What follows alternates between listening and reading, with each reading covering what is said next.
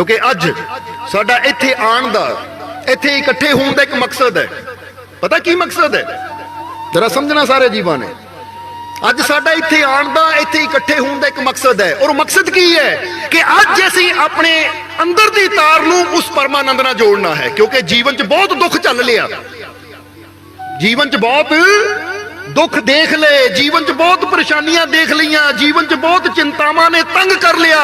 पर अज असीं कुछ ऐसा करना है कि साडे जीवन च चिंतावां, ये परेशानियां, दुखों का अंत होवे और साडी सुरती उस परमानंद नाल जुड़े, ताकि आने वाला समा, आने वाला हर पल साडे वास्ते आनंदमय हो। ऐसी कुछ ऐसा अज ऐसा कुछ समझना है और ऐसा कुछ करना है ऐसी। और ये सिर्फ जरा एक गल ये भी याद रखना, ये सिर्फ साडे कोशिश करने नाल नहीं होएगा, ये वास्ते कोशिश तुहानू भी करनी पैनी है। बोलो समझदे हो कि नहीं? हुण कोशिश की करनी पैनी है तुहानू।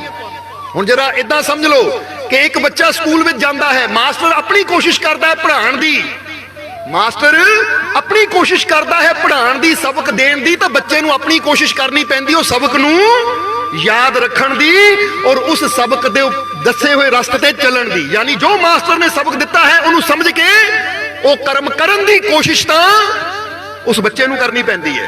बस इसी तरह अज साडे गुरु रहबर पीर पैगंबर औलिया अवतार दुनिया ते आए, उन्होंने तो अपनी कोशिश की, इसलिए उन्होंने कोशिश के रूप में अज असीं देखते हैं गुरबाणी साडे कोल है, कुरान साडे कोल है, गीता बाइबल या होर किन्ने प्यारे प्यारे धर्मी ग्रंथ साडे कोल है, क्योंकि उन्होंने कोशिश की।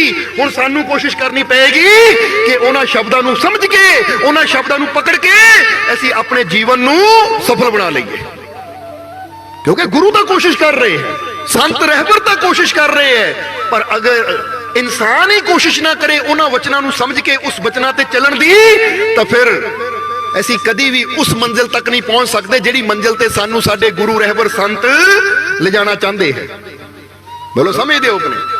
जिद्दां अगले ऐतवार गुरपुरब भी आ रहा, श्री गुरु रविदास जी का जन्म दिहाड़ा भी आ रहा है, ओदियां भी तुहानू बहुत बहुत बधाइयां। ओदे नाल नाल असीं इह भी दसना चाहांगे कि जिद्दां असीं इत्थे गल कर रहे सी कि गुरु रहबर तां चाहते हैं, सानू समझाते हैं, पर सिर्फ उन्हां दे चाहण नाल या उन्हां दे बोलण नाल ही गल नहीं बननी, ओदे नाल नाल सानू भी कोशिश करनी पैनी है। जिद्दां असीं श्री गुरु रविदास जी दे एक शब्द सुनते हैं ना कि ऐसा चाहूं राज में मिले सबन को, की क्या है? अन्न। आवाज तुसी भी देनी है थोड़ी जी, क्योंकि तुसी भी ये शब्द सुनिया भी है, पढ़िया भी है। हुण की कहंदे हैं गुरु रविदास कि ऐसा चाहूं राज में मिले सबन को अन्न, छोटा बड़ा सब सम बसे रविदास रहे प्रसन्न। हुण देखो गुरुआं ने की किया। हुण असीं सुन लैंदे हैं कि गुरु कह गए हैं कि इदां दा मैनूं राज चाहिदा जिथे सब नूं अन्न मिले। हुण ये शब्द तां असीं सुन लिया, पर कदी असीं ये गल नूं समझिया नहीं है, कोशिश नहीं की कि गुरु सानू समझाना ये चाहते हैं कि प्यारिया अपनी जिंदगी ऐसी बना कि जिथे तक तेरी ताकत है, जिथे तक तेरी पहुंच है, कोई भुखा ना रहे, सबनू रिजक दे, सबनू रोटी दे। तू आप तो घर बैठा 2 टाइम 3 टाइम 4 टाइम भी खाना खाता है, अपने आंड गुआंढ च, अपने नगर दे समाज दे विच भी नजर मार, जे जिथे कोई तेनू भुखा प्यासा नजर आवे तो ओनू भी भोजन दे, फिर मैं प्रसन्न होना है। जरा गौर करना, ऐसी होर जो मर्जी गुरुआं दे नां ते करी जाइए, पर अगर गुरुआं दी वाणी नूं, उन्हां दे वचनां नूं समझ के उस ते अमल ना करिए तो सानू गुरां दी खुशी कदी भी हासिल नहीं हो सकती। जरा समझना, एक बाप कहता है बेटा मैनू बड़ी प्यास लगी है, पानी लिया दे। बेटा कहना मैं बापू तेरी गल नहीं मननी, मैं तेरा कहना नहीं मनना। वो गल ना मन्ने, कहना ना मन्ने, तो उदा गल्लां करी जावे, बापू मैं तेरी खातर कुछ भी कर सकता हां, मैं तेरी खातर जान भी दे सकता हां। तो उसले बाप ने कहना कि पानी का गिलास तो दे नहीं सकता, जान तू मेरी खातर की देनी है। उसले गल आनी कि नहीं दिमाग च? हुण अज इंसान भी कह दिंदा है मैं गुरुआं दी खातर कुछ भी कर सकता हाँ, मैं रहबरां दी खातर कुछ भी कर सकता, मैं रब दे नां ते अपनी जान भी दे सकता हाँ। और रब ने कहना जान देनी तो बहुत बड़ी गल है, वो मैं तेनू कहंदा किसे भुखे नू खाना दे दे, वो तां तेतों दे नहीं हुंदा, किसे प्यासे नू पानी दे दे, वो तां तेतों पिला नहीं हुंदा, वो किसे नू मुस्कुराहट ही दे दे, वो तां तेतों हुंदी नहीं है। जरा समझो सारे जी, क्योंकि जदों तुसी किसी नूं भोजन दिंदे हो तो भोजन दे नाल नाल उहनूं खुशी मिलदी है। जदों किसी प्यासे नूं पानी दिंदे हो उहदे नाल नाल उहनूं खुशी मिलदी है। तो जदों तुसी किसी नूं स्माइल भी दिंदे हो ना, मुस्कुरा के बुलांदे भी हो, तो उहदे नाल भी किसी नूं खुशी मिलदी है। बोलो मिलदी है कि नहीं? हुण असीं तुहानूं हੱਸ के पुछीए और सुनाओ की हाल है, ठीक हो? तो तुहाडे चेहरे ते भी खुशी आनी, तुसी कहना जी हाँ जी ठीक है। हुण जे तुसी हੱਸ के किसी नूं प्रेम नाल बुला भी लैंदे हो तां भी तुसी खुशी खुशी दा दान कर रहे हो, तां भी तुसी ओनूं खुशी वंड रहे हो। इसलिए ये गल याद रखना कि गुरुआं ने जदों ये गल कही कि ऐसा चाहूं राज मैं मिले सबन को अन्न, वो कहंदे मेरी एक सोच है कि जिहड़ा मेरा प्यारा होएगा वो एक इदां दा राज्य बसाएगा, एक इदां दा समाज बसाएगा। राज्य दा मतलब किसी स्टेट नूं नहीं गुरुआं ने कहा कि पंजाब स्टेट, हिमाचल स्टेट या कोई स्टेट। राज्य दा मतलब है गुरु दी नजर च ये पूरा वर्ल्ड, पूरा संसार ही उन्हां दा अपना है। क्योंकि गुरु रहबर किसी एक एरिए, एक धर्म या एक जात दे नहीं हुंदे, वो तो सब दा भला मंगदे है, वो तो सब दी फिक्र करदे है। वो कहंदे ऐ प्यारिया अपना जीवन ऐसा बना, अपनी जिंदगी ऐसी बना कि जे तू मेरी प्रसन्नता चाहता है तो मैं ये समझा रहा हाँ, तो ये चीज नू समझ भी, इस ते अमल भी कर के कोई भुखा ना रवे। इसलिए सब नू भोजन का इंतजाम करने की कोशिश कर। कहते मेरी प्रसन्नता है। और फिर नाल की किया कि छोटा बड़ा सब सम बसे। हुण इहनूं समझना जरा, असीं कहंदे गुरु चाहते हैं कि छोटे बड़े सारे इकट्ठे होके बैठन।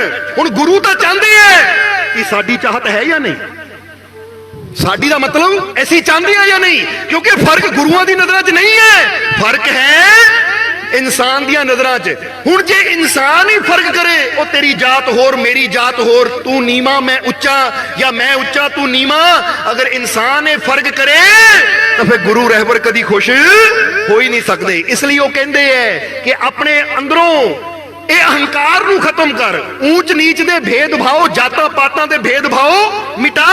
ये भेदभाव मिटणगे और सारे इकट्ठे होके बैठणगे तो उच मेरी प्रसन्नता है, ਉਹਦੇ ਚ मेरी खुशी है। ਹੁਣ देखो गुरुआं रहबरां ਨੂੰ खुश करन दा तरीका की है। ਉਹਨਾਂ ਨੂੰ ਅਸੀਂ खुश कर सकते हैं ਉਹਨਾਂ ਦੇ वचनां ਨੂੰ समझ के। और जब भी गुरु रहबर कोई वचन करते हैं, कुछ समझाते हैं, तो याद रखो उन्हों मन के अगर चलांगे तो साडा अपना भी भला होएगा, साडे अपने जीवन च भी खुशियां आणगियां, तो समाज का भी भला होएगा, समाज के उपर भी खुशियां फैलणगियां। और की असीं चाहते हैं कि नहीं अपने जीवन च खुशियां, की असीं चाहते हैं या नहीं इस समाज में खुशियां होण? जरा सोच के देखो। हुण तुसीं इत्थे बैठे हो, चलो इन्ना दसो, एक सवाल पूछना है, नाल नाल तुसीं जवाब भी देना है। बोलो दोगे कि नहीं? कि तुसीं चाहते हो कि जिस समाज च मैं रहिंदा वो समाज खुश रहे? चाहते हो? तो हुण जरा सोच के देखो कि जिद्दां दी करनी मैं करदा हां कि उहदे नाल समाज खुश रहेगा? जिद्दां दी करनी मेरी है कि उहदे नाल समाज खुश रहेगा? जे मैं चाहता है समाज खुश रहे तो फिर किते ना किते मैनूं अपनियां आदतां नूं भी बदलना पएगा।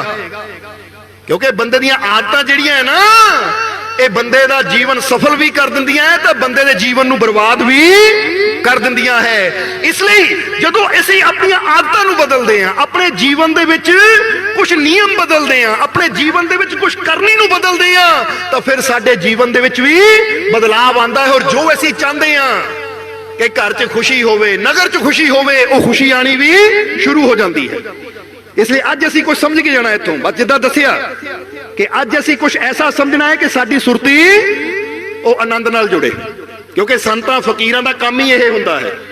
जिद्दां एक बड़ी प्यारी साखी याद आ गई सानूं एक फकीर दे जीवन दी, कि एक फकीर एक बार एक जगह बैठा कुछ जीवां नूं समझा रहा सी, यानी कुछ संगत कुछ जीव वो फकीर दे कोल बैठे सी और फकीर उन्हां नूं समझा रहा सी।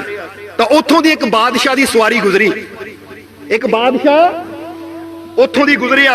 जदों बादशाह गुजरिया, बादशाह ने देखा कि फकीर बैठा है और कुछ लोग उहदे कोल बैठे हैं, फकीर उन्हां नूं कुछ समझा रहा है। बादशाह ने अपनी रथ नूं रोकिया, यानी सारथी नूं इशारा किया, रथ रोक। सारथी ने रथ रोकिया। बादशाह ने रथ ते बैठे बैठे ने फकीर नूं पुछया, ऐ फकीर की कर रहा है? ऐ फकीर की कर रहा है? तो फकीर ने हंस के जवाब दिता कि ऐ बादशाह ਪੁੱਛ ਰਿਹਾ ਕੀ ਕਰ ਰਿਹਾ ਹੈ, ਤਾਂ ਮੈਂ ਰੱਬ ਦੇ ਵਿੱਚ ਔਰ ਬੰਦਿਆਂ ਦੇ ਵਿੱਚ ਸੁਲਾਹ ਕਰਨ ਦੀ ਕੋਸ਼ਿਸ਼ ਕਰ ਰਿਹਾ ਹਾਂ। ਜਰਾ ਗੌਰ ਕਰਨਾ, ਰੱਬ ਦੇ ਵਿੱਚ ਔਰ ਬੰਦਿਆਂ ਦੇ ਵਿੱਚ ਸੁਲਾਹ ਕਰਨ ਦੀ ਕੋਸ਼ਿਸ਼ ਕਰ ਰਿਹਾ ਕਿ ਜਿਹੜੀ ਇਹਨਾਂ ਦੀ ਕਈਆਂ ਜਨਮਾਂ ਤੋਂ ਵਿਗੜੀ ਹੋਈ ਹੈ।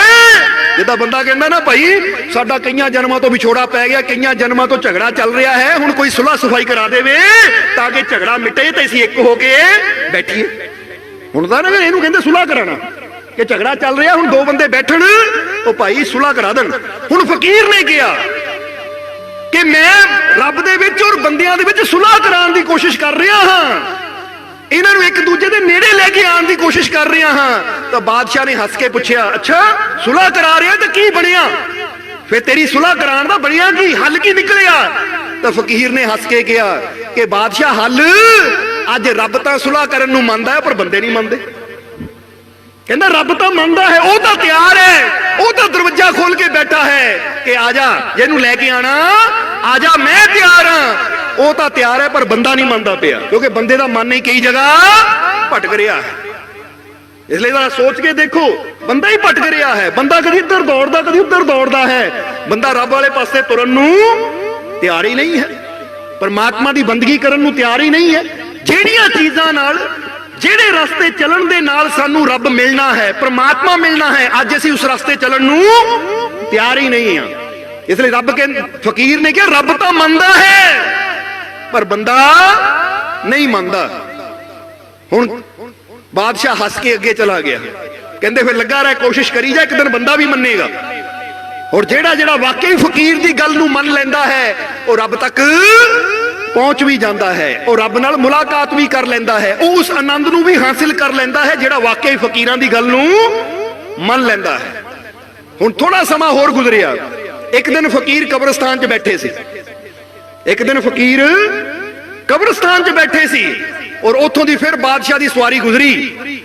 ਹੁਣ ਜਦੋਂ ਫਕੀਰ ਨੂੰ ਕਬਰਾਂ ਦੇ ਕੋਲ ਬੈਠਿਆ ਦੇਖਿਆ, ਬਾਦਸ਼ਾਹ ਨੇ ਰੱਥ ਰੋਕਿਆ ਔਰ ਹੱਸ ਕੇ ਬਾਦਸ਼ਾਹ ਕਹਿਣ ਲੱਗਾ ਕਿ ਅੱਜ ਕਬਰਾਂ 'ਚ ਬੈਠਾ ਕੀ ਕਰ ਰਿਹਾ ਤੂੰ?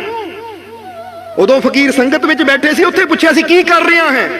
ਤਾਂ ਅੱਜ ਕਬਰਾਂ 'ਚ ਬੈਠਾ ਦੇਖ ਕੇ ਫਕੀਰਾਂ ਨੂੰ ਬਾਦਸ਼ਾਹ ਨੇ ਫਿਰ ਸਵਾਲ ਕੀਤਾ ਕਿ ਐ ਫਕੀਰ ਅੱਜ ਕਬਰਾਂ 'ਚ ਬੈਠਾ ਕੀ ਕਰ ਰਿਹਾ ਹੈ? ਤਾਂ ਫਕੀਰ ਨੇ ਫਿਰ ਜਵਾਬ ਦਿੱਤਾ ਕਿ ਰੱਬ ਦੀ ਤਾਂ ਬੰਦਿਆਂ ਦੀ ਸੁਲਾਹ ਕਰਾਉਣ ਦੀ ਕੋਸ਼ਿਸ਼ ਕਰ ਰਿਹਾ ਹਾਂ, ਰੱਬ ਦੀ ਤਾਂ ਬੰਦਿਆਂ ਦੀ ਸੁਲਾਹ ਕਰਾਉਣ ਦੀ ਕੋਸ਼ਿਸ਼ ਕਰ ਰਿਹਾ ਹਾਂ। ਤਾਂ ਉਸ ਵੇਲੇ ਹੱਸ ਕੇ ਪੁੱਛਿਆ ਬਾਦਸ਼ਾਹ ਨੇ, ਤਾਂ ਫਿਰ ਕੀ ਬਣਿਆ, ਸੁਲਾਹ ਹੋਈ ਜਾਂ ਨਹੀਂ? ਤਾਂ ਫਕੀਰ ਹੱਸ ਕੇ ਕਹਿਣ ਲੱਗੇ, ਬਾਦਸ਼ਾਹ ਅੱਜ ਬੰਦਾ ਤਾਂ ਮੰਨਦਾ ਹੈ ਪਰ ਰੱਬ ਨਹੀਂ ਮੰਨਦਾ। ਰੱਬ ਕਹਿੰਦਾ ਜਦੋਂ ਟਾਈਮ ਸੀ ਦੇਖੋ ਉਦੋਂ ਤੂੰ ਮੰਨਿਆ ਨਹੀਂ, ਹੁਣ ਮਰ ਗਿਆ ਤਾਂ ਹੁਣ ਮੰਨਣ ਦਾ ਕੀ ਫਾਇਦਾ ਹੈ? ਜਰਾ ਗੌਰ ਕਰਨਾ, ਇਹਦਾ ਮਤਲਬ ਸਮਝਣਾ ਤੁਸੀਂ। ਉਹ ਕਹਿੰਦੇ ਅੱਜ ਰੱਬ ਤਾਂ ਮੰਨਦਾ ਆ, ਨਹੀਂ ਬੰਦਾ ਤਾਂ ਮੰਨਦਾ ਆ ਕਿ ਮੈਂ ਮਰ ਗਿਆ ਭਰਾਵਾ, ਮੇਰੀ ਆਤਮਾ ਭਟਕ ਰਹੀ ਹੈ, ਲੈ ਜਾ ਮੈਨੂੰ ਰੱਬ ਦੇ ਕੋਲ, ਦੁਆ ਦੇ ਮੈਨੂੰ ਮੁਕਤੀ।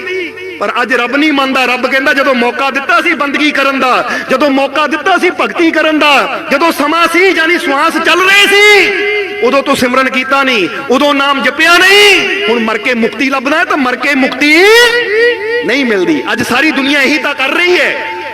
जरा सोच के देखो, थोड़ा जिहा अपने दिमाग ते जोर देवो तो सोच के देखो, अज सारा संसार यही कर रहा है कि जींदे जी रब नूं याद नहीं करना, जींदे जी परमात्मा का सिमरन नहीं करना, जींदे जी कोई नेकी नहीं करनी, कोई भला काम नहीं करना, कोई किसी का भला नहीं करना, किसी भुखे नूं भोजन, किसी प्यासे नूं पानी नहीं देना। तो मरण तो बाद बंदा कहंदा आ कर दिओ मेरी मुक्ति हो जाए, आ मेरे आस्था नूं गंगा च तार दिओ, आ फलानी जगह तार दिओ, आ पूजा कर दिओ, आ मंत्र पढ़वा दिओ, आ पाठ कर दिओ, मैनूं मुक्ति मिल जावे। तां कहंदे उस वेले बंदा तां चाहंदा है मुक्ति, पर रब नहीं मंनदा। रब कहंदा हुण समा गया।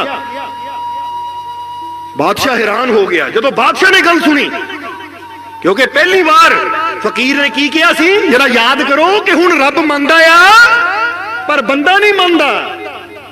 जरा ध्यान देना, देखियो कि तुसी ये गलती ना कर लियो, जब तक कि श्वास चलदे हो रब भी मानदा है। आओ ऐसी भी मन लईए तो साडा जीवन खुशियां नाल भर जाएगा, साडे जीवन च आनंद आ जाएगा। जिस तरह असीं शुरुआत विच कहा कि जीवन च दुख बहुत देखे, परेशानियां बहुत देखियां, चिंतावां बहुत देखियां। अगर बंदा अपनी जिंदगी नूं देखे तो बंदा कहंदा दुखां च ही गुजर गई। बोलो यही हुंदा कि नहीं? पर अज असीं समझ के जाना है, और अगर वाकई तुसी इस चीज नूं समझ लओगे ਤਾਂ ਤੁਹਾਡੇ ਜੀਵਨ 'ਚ ਅੱਜ ਤੋਂ ਬਾਅਦ ਦੁੱਖ ਨਹੀਂ, ਖੁਸ਼ੀਆਂ ਆਣਗੀਆਂ। ਅੱਜ ਤੋਂ ਬਾਅਦ ਪਰੇਸ਼ਾਨੀ ਨਹੀਂ। ਜਿਹਦਾ ਬੰਦਾ ਕਹਿੰਦਾ ਮੇਰੇ ਘਰ ਦੇ ਵਿੱਚ ਤਾਂ ਹਰ ਵੇਲੇ ਦੁੱਖ ਹੀ ਡੇਰਾ ਲਾ ਕੇ ਬੈਠੇ ਰਹਿੰਦੇ ਐ, ਅਗਰ ਅੱਜ ਤੁਸੀਂ ਇਹਨਾਂ ਵਚਨਾਂ ਨੂੰ ਅੱਛੀ ਤਰ੍ਹਾਂ ਸਮਝ ਲਓਗੇ ਤਾਂ ਯਾਦ ਰੱਖੋ ਫਿਰ ਤੁਹਾਡੇ ਘਰ ਦੁੱਖ ਨਹੀਂ, ਤੁਹਾਡੇ ਘਰ ਖੁਸ਼ੀਆਂ ਡੇਰਾ ਲਾਣਗੀਆਂ, ਤੁਹਾਡੇ ਘਰ ਆਨੰਦ ਡੇਰਾ ਲਾਏਗਾ। ਕਿਉਂਕਿ ਜਿਹੜਾ ਵੀ ਇਸ ਚੀਜ਼ ਨੂੰ ਸਮਝ ਲਏਗਾ ਉਹਦੇ ਜੀਵਨ 'ਚ ਖੁਸ਼ੀਆਂ ਜ਼ਰੂਰ ਆਣਗੀਆਂ। ਇਹ ਉਸੇ ਤਰ੍ਹਾਂ ਗੱਲ ਪੱਕੀ ਹੈ ਕਿ ਜਿਸ ਤਰ੍ਹਾਂ ਸੂਰਜ ਚੜ੍ਹਨ ਤੇ ਰੋਸ਼ਨੀ ਆਂਦੀ ਹੈ, ਜਿੱਦਾਂ ਫੁੱਲ ਪਕੜਨ ਤੇ ਖੁਸ਼ਬੂ ਆਂਦੀ ਹੈ, ਇਸੇ ਤਰ੍ਹਾਂ ਅਗਰ ਇਸ ਚੀਜ਼ ਨੂੰ ਅਸੀਂ ਸਮਝ ਲਵਾਂਗੇ ਤਾਂ ਸਾਡੇ ਜੀਵਨ 'ਚ ਖੁਸ਼ੀ ਵੀ ਜ਼ਰੂਰ ਆਏਗੀ, ਸਾਡੇ ਜੀਵਨ 'ਚ ਆਨੰਦ ਵੀ ਜ਼ਰੂਰ ਆਏਗਾ। ਇਸ ਲਈ ਸਮਝੋ ਕਿ ਅੱਜ ਸਾਡੇ ਕੋਲ ਮੌਕਾ ਹੈ ਕਿ ਜਦ ਤੱਕ ਇਹ ਸਵਾਸ ਚੱਲ ਰਹੇ ਹੈ, ਜਦ ਤੱਕ ਇਹ ਜ਼ਿੰਦਗੀ ਹੈ, ਅਸੀਂ ਆਪਣੇ ਸਵਾਸਾਂ ਨੂੰ, ਆਪਣੀ ਜ਼ਿੰਦਗੀ ਨੂੰ, ਆਪਣੇ ਜੀਵਨ ਨੂੰ ਪ੍ਰਭੂ ਨਾਲ ਜੋੜ ਸਕਦੇ ਹਾਂ। ਤਾਂ ਜਿਸ ਤਰ੍ਹਾਂ ਦੂਸਰੀ ਵਾਰ ਫਕੀਰ ਨੂੰ ਪੁੱਛਿਆ ਬਾਦਸ਼ਾਹ ਨੇ ਕੀ ਕਰ ਰਿਹਾ ਹੈ, ਉਦੋਂ ਫਕੀਰ ਬੈਠਾ ਸੀ ਕਬਰਸਤਾਨ ਦੇ ਵਿੱਚ। ਤਾਂ ਹੁਣ ਜ਼ਰਾ ਤੁਸੀਂ ਸੋਚੋ ਕਿ ਅੱਜ ਅਸੀਂ ਇੱਥੇ ਬੈਠੇ ਹਾਂ, ਅੱਜ ਮੌਕਾ ਹੈ ਰੱਬ ਨੂੰ ਪਾਣ ਦਾ, ਰੱਬ ਨੂੰ ਮਨਾਉਣ ਦਾ। ਤਾਂ ਕੱਲ ਨੂੰ ਜਦੋਂ ਅਸੀਂ ਵੀ ਕਬਰਾਂ 'ਚ ਚਲੇ ਗਏ, ਚਿਤਾ ਦੇ ਉੱਪਰ ਜਾ ਕੇ ਇਹ ਸਰੀਰ ਨੂੰ ਲਟਾ ਕੇ ਲਾਂਬੂ ਲਾ ਦਿੱਤਾ, ਅੱਗ ਲਾ ਦਿੱਤੀ, ਤਾਂ ਫਿਰ ਬੰਦਾ ਕਵੇ ਹੁਣ ਰੱਬਾ ਮੰਨ ਜਾ, ਤਾਂ ਉਸ ਲਈ ਰੱਬ ਨੇ ਨਹੀਂ ਮੰਨਣਾ। ਅੱਜ ਤੁਸੀਂ ਨਹੀਂ ਮੰਨਦੇ ਫਿਰ ਰੱਬ ਨੇ ਨਹੀਂ ਮੰਨਣਾ। ਇਸ ਲਈ ਮੌਕਾ ਤੇ ਇਹੀ ਹੈ। ਇਹਨੂੰ ਹੀ ਕਹਿੰਦੇ ਹੈ ਕਿ ਜਦ ਤੱਕ ਇਹ ਜੀਵਨ ਹੈ, ਸਵਾਸ ਹੈ, ਜੀਂਦੇ ਜੀ ਕੁਛ ਐਸਾ ਕਰ ਲੈ, ਜੀਂਦੇ ਜੀ ਆਪਣੀ ਸੁਰਤੀ ਨੂੰ ਆਪਣੇ ਮਾਲਿਕ ਨਾਲ ਜੋੜ ਲੈ ਤਾਂ ਕਿ ਤੇਰਾ ਜਨਮ, ਤੇਰਾ ਜੀਵਨ ਸਫਲ ਹੋ ਜਾਵੇ। ਬਹੁਤ ਜਨਮ ਵਿਛੜੇ ਥੇ ਮਾਧੋ ਜੇ ਜਨਮ तुम्हारे ਲਿਖੇ, ਤਾਂ ਕਿ ਜੀਵਨ ਲਿਖੇ ਲੱਗ ਜਾਵੇ। ਜਰਾ ਸਮਝਣਾ ਸਾਰੇ ਜੀ, ਇਸ ਲਈ ਇਸ ਚੀਜ਼ ਨੂੰ ਸਮਝਣਾ ਹੈ। ਸੋ ਆਓ ਹੁਣ ਸਮਝੀਏ। ਜਿੱਦਾਂ ਬੱਚਾ ਸਕੂਲ ਜਾ ਕੇ ਸਮਝਦਾ ਨਾ ABCDEF, ਅੱਜ ਅਸੀਂ ਵੀ ABC ਨੂੰ ਸਮਝਣਾ ਹੈ। ਬੋਲੋ ਸਮਝਦੇ ਹੋ ਕਿ ਨਹੀਂ? ਹੁਣ ਤੁਸੀਂ ਕਹਿਣਾ ਜੀ ਇੱਥੇ ABC ਪੜ੍ਹਨ ਆਏ ਆ ਅਸੀਂ, ਜਾਂ ਇੱਥੇ ABC ਨੂੰ ਸਮਝਣ ਆਏ ਆ, ਤਾਂ ਅਸੀਂ ਕਵਾਂਗੇ ਵਾਕਈ, ਕਿਉਂਕਿ ਗੱਲ ਇੱਕ ਨੁਕਤੇ ਵਿੱਚ ਮੁੱਕਦੀ ਹੈ। ਕੁਝ ਨੁਕਤੇ ਇਦਾਂ ਦੇ ਹੁੰਦੇ ਐ ਕਿ ਅਗਰ ਅਸੀਂ ਉਹਨਾਂ ਨੁਕਤਿਆਂ ਨੂੰ ਸਮਝ ਲਈਏ, ਉਹਨਾਂ ਨੁਕਤਿਆਂ ਨੂੰ ਪਕੜ ਲਈਏ, ਤਾਂ ਸਾਡੀ ਜ਼ਿੰਦਗੀ 'ਚ ਵੀ ਖੁਸ਼ੀਆਂ ਆ ਸਕਦੀਆਂ ਹੈ। ਸਾਡਾ ਜੀਵਨ ਵੀ ਦੁੱਖਾਂ ਤਕਲੀਫਾਂ ਤੋਂ ਨਿਕਲ ਕੇ ਸਾਡਾ ਜੀਵਨ ਵੀ ਆਨੰਦ ਦੀ ਤਰਫ ਮੁੜ ਸਕਦਾ ਹੈ, ਸਾਡੇ ਜੀਵਨ 'ਚ ਵੀ ਖੁਸ਼ੀ ਆ ਸਕਦੀ ਹੈ। ਸੋ ਸਮਝਣ ਨੂੰ ਤਿਆਰ ਹੋ ਕਿ ਨਹੀਂ? ਕਿਉਂਕਿ ਇੱਕ ਗੱਲ ਹਮੇਸ਼ਾ ਯਾਦ ਰੱਖੋ ਕਿ ਇੱਥੇ ਅਸੀਂ ਇਹ ਦੱਸਣਾ ਚਾਹਾਂਗੇ, ਇੱਕ ਛੋਟੀ ਜਿਹੀ ਕਹਾਣੀ ਦੱਸਾਂਗੇ, ਫਿਰ ਉਸ ਤੋਂ ਬਾਅਦ ਗੱਲ ਨੂੰ ਅੱਗੇ ਲੈ ਕੇ ਚੱਲਾਂਗੇ ਕਿ ਕਿਸ ਤਰ੍ਹਾਂ ਸਾਡੇ ਜੀਵਨ 'ਚੋਂ ਕਿਹੜੇ ਸਟੈਪ, ਉਹ ਕਿਹੜੇ ਕੰਮ ਸਾਨੂੰ ਕਰਨੇ ਪੈਣਗੇ ਤਾਂ ਕਿ ਸਾਡੇ ਆਨੰਦ ਦੀ ਤਾਰ, ਸਾਡੇ ਜੀਵਨ 'ਚ ਆਨੰਦ ਆ ਸਕੇ, ਸਾਡੀ ਤਾਰ ਆਨੰਦ ਨਾਲ ਜੁੜ ਸਕੇ ਔਰ ਸਾਡਾ ਜੀਵਨ ਆਨੰਦਮਈ ਸਫਲ ਹੋ ਸਕੇ। ਉਹ ਕਿਹੜੇ ਸਟੈਪ ਸਾਨੂੰ ਫੋਲੋ ਕਰਨੇ ਪੈਣਗੇ, ਉਹ ਕਿਹੜੇ ਸਟੈਪ ਜਿਹੜੇ ਸਾਨੂੰ ਪਕੜਨੇ ਪੈਣਗੇ। ਜਿੱਦਾਂ ਬੰਦਾ ਕਹਿੰਦਾ ਨਾ ਕਿ ਮੇਰੀ ਲੋਟਰੀ ਨਿਕਲ ਆਵੇ, ਤਾਂ ਲੋਟਰੀ ਕੱਢਣ ਵਾਸਤੇ ਉਹ ਕਹਿੰਦਾ ਮੈਂ ਕਿਹੜਾ ਸਟੈਪ ਫੋਲੋ ਕਰਨਾ ਪਏਗਾ, ਤਾਂ ਬੰਦਾ ਕਹਿੰਦਾ ਭਾਈ ਪਹਿਲਾਂ ਲੋਟਰੀ ਖਰੀਦ ਫਿਰ ਲੋਟਰੀ ਨਿਕਲ ਵੀ ਆਏਗੀ। ਜਿਹਦਾ ਨੱਥੂ ਲਾਲ ਇੱਕ ਜਗ੍ਹਾ ਬੈਠਾ ਹੈ, ਰੱਬਾ ਮੈਂ ਸੁਣਿਆ ਆ ਤੂੰ ਜਿਹਨੂੰ ਵੀ ਦਿੰਦਾ ਛੱਪਰ ਫਾੜ ਕੇ ਦਿੰਦਾ ਆ, ਮੈਂ ਤੂੰ ਜਿਹਨੂੰ ਵੀ ਦਿੰਦਾ ਛੱਪਰ ਫਾੜ ਕੇ ਦਿੰਦਾ ਆ, ਐ ਰੱਬਾ ਮੈਨੂੰ ਵੀ ਛੱਪਰ ਫਾੜ ਕੇ ਦੇ ਦੇ, ਮੈਨੂੰ ਵੀ ਛੱਪਰ ਫਾੜ ਕੇ ਦੇ ਦੇ। ਹੁਣ ਏਦਾਂ ਹੀ ਨੱਥੂ ਲਾਲ ਦਿਨ ਰਾਤ ਕਹਿ ਰਿਹਾ ਹੈ।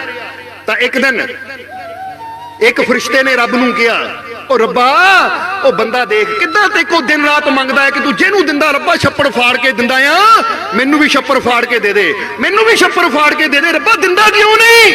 ਉਹ ਰੱਬ ਨੇ ਕਿਹਾ ਭਰਾਵਾ ਕਰਾਂ ਕੀ, ਇਹ ਕਹਿੰਦਾ ਮੈਨੂੰ ਛੱਪੜ ਫਾੜ ਕੇ ਦੇ, ਪਹਿਲਾਂ ਛੱਪੜ ਬਣਾਵੇ ਤਾਂ ਸਹੀ ਫੇਰ ਹੀ ਫਾੜਾਂ।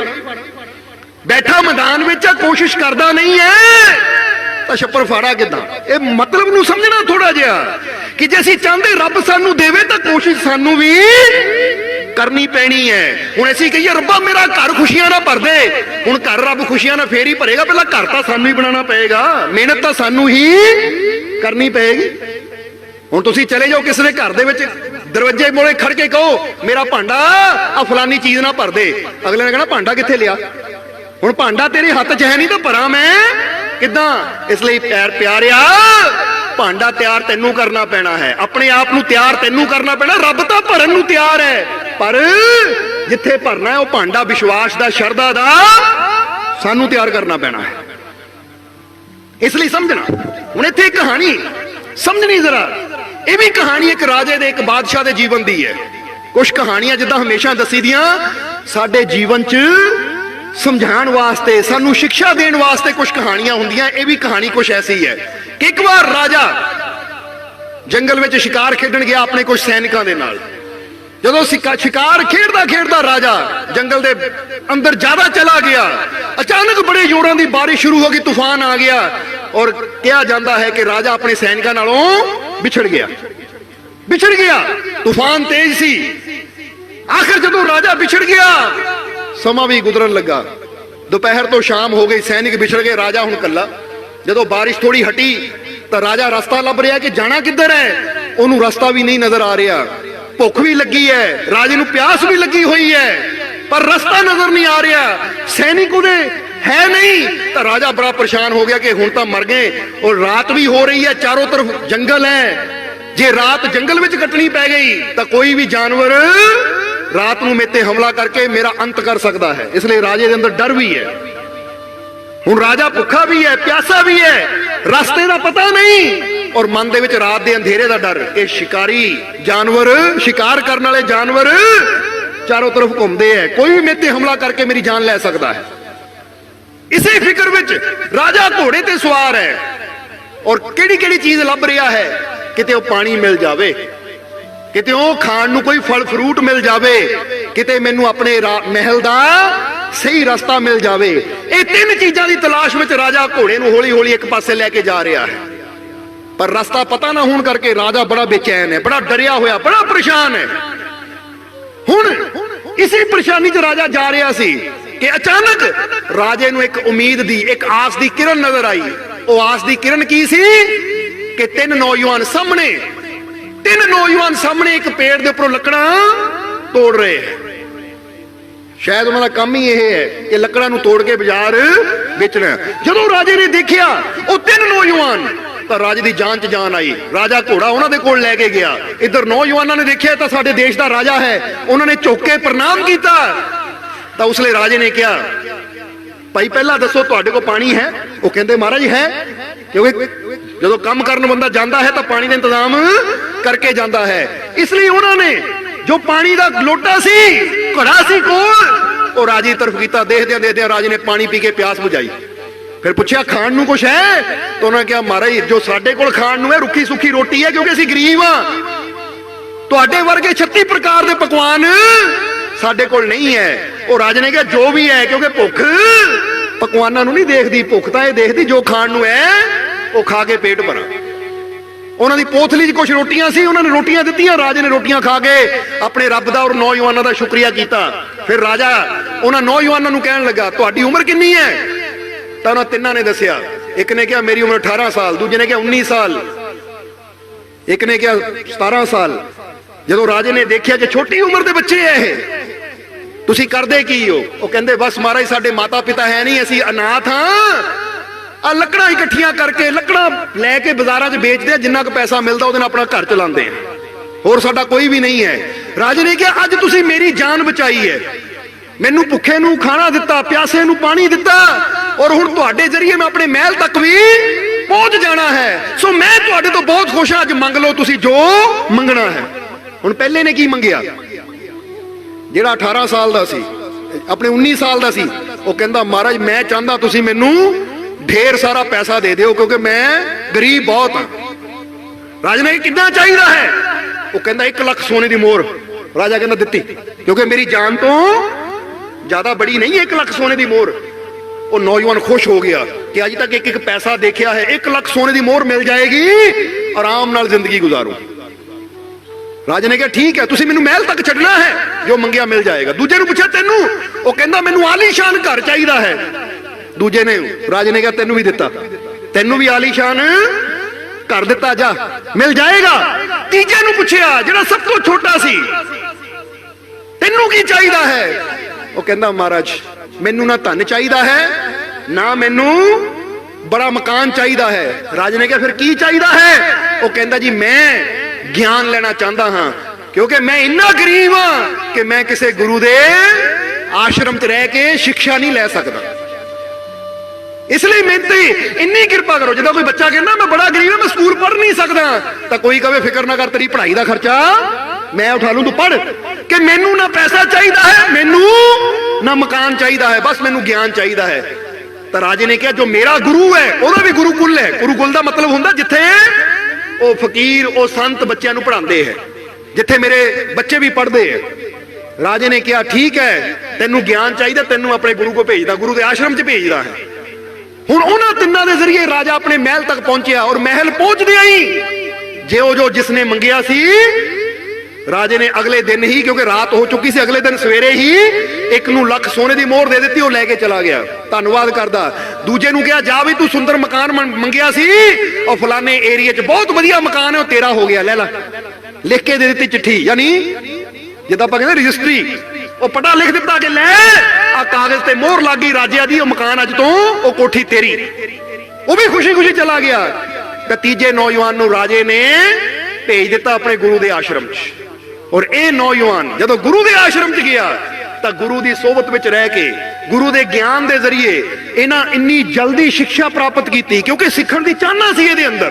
नहीं तो देखो ये भी धन मंग सकता सी, ये भी कपड़ा मंग सकता सी, घोड़े हाथी मंग सकता सी, पर इन्हां मंगिया की ज्ञान, कि महाराज मैनू ज्ञान चाहिए है। यदा मतलब उहदे अंदर प्यास सी ज्ञान नू प्राप्त करन दी, उहदे अंदर चाहना सी कि मैनू ज्ञान मिले। हुण जिस वेले इंसान ज्ञान मंगदा है तो याद रखो, जिन्हों ज्ञान की प्राप्ति हो जाती है उहदा पूरा जीवन ही बदल जाता है, उहदी पूरी जिंदगी बदल जाती है। हुण ये नौजवान 1 साल 2 साल 3 साल गुरु दे कोल रह के गुरु दे कोलों ज्ञान लैंदा रहा, ज्ञान लैंदा रहा। हुण इधर जदों गुरु को रहंदियां इहदी उम्र 22 साल दी हो गई, 5 साल हो गया ज्ञान लैंदे नूं। उधर कहंदे एक हादसा होया कि राजे का जिहड़ा वजीर सी वो सियाणा सी, उसदी मौत हो गई। जदों राजे दे वजीर दी मौत हुई तो हुण वजीर तो बिना राज नूं संभालना राजे वास्ते औखा सी, इसलिए जल्दी तो जल्दी कुर्सी नूं भरना पैना सी, यानी वो पदवी ते किसे नूं, वो खाली पदवी नूं भरना पैना सी, बिठाना पैना सी किसे नूं। इसलिए राजा गया गुरु दे कोल और जाके गुरु की सलाह लई कि सतगुरु मेरा वजीर मर गया, बहुत समझदार सी, बहुत अच्छी सलाह देने वाला सी, हुण तुहाडी राय विच मैं किहनूं अपना वजीर बनावां। तां गुरु ने कहा बेटा, एक नौजवान जिहनूं 5 साल पहला तू मेरे को छड्ड के गया सी ना, वो बड़ा लायक है, बड़ा ईमानदार है, बड़ा वफादार है और बड़ा समझदार है। जो दूजे बच्चे इन्ने सालां च नहीं समझ पाए, उन्हें ओह 5 सालां च मेरे को सारा ज्ञान ले लिया, सीख लिया। जे मेरी राय मन्ने मैं उन्होंने अंदरूनी तौर पर भी जानता है तो बाहरी तौर पर भी जानता है। बाहरी तौर का मतलब पता ना, शरीरिक तौर पर भी, तो अंदरूनी तौर पर कि अंदर की है। नहीं तो बंदा की हुंदा, बंदा सिर्फ बाहरी तौर पर ही जान सकता है कि बाहरों बंदे ने कपड़ा की पाया है, बाहरों बंदे की बोलबानी की है, पर अंदर दा बंदे नूं कोई पता नहीं हुंदा कि अंदर की चल रहा है। कई बार बंदा बाहरों प्यार दी गल्लां करदा तो अंदर उहदे नफरत हुंदी है, बाहरों बंदा मिठियां मिठियां गल्लां करदा तो अंदर उहदे जहर भरिया हुंदा है। फकीर कहंदे असीं इहनूं जाणदे आ, गुरु ने कहा। हुण राजे ने जदों सुनिया, उहदा इम्तिहान लिया, तो उहदे इम्तिहान चों पास हो गया, तो राजे ने उस नौजवान नूं अपना वजीर बना लिया। तो नौजवान ने राजे दे पैरी हत्थ लाया कि महाराज धन्नवाद, सब तो पहला धन्नवाद कि तुसीं मैनूं इह गुरुकुल च भेजिया, तुहाडी वजह नाल अज मैनूं शिक्षा मिली है। जे तुसीं ना मेरे सिर ते हत्थ रखदे, मैनूं इत्थे गुरु कोल भेजदे, तो मेरी जिंदगी अज्ञानता दे अंधेरे च ही खत्म हो जानी सी, मैं तो लकड़ां तोड़दा रह जाना सी।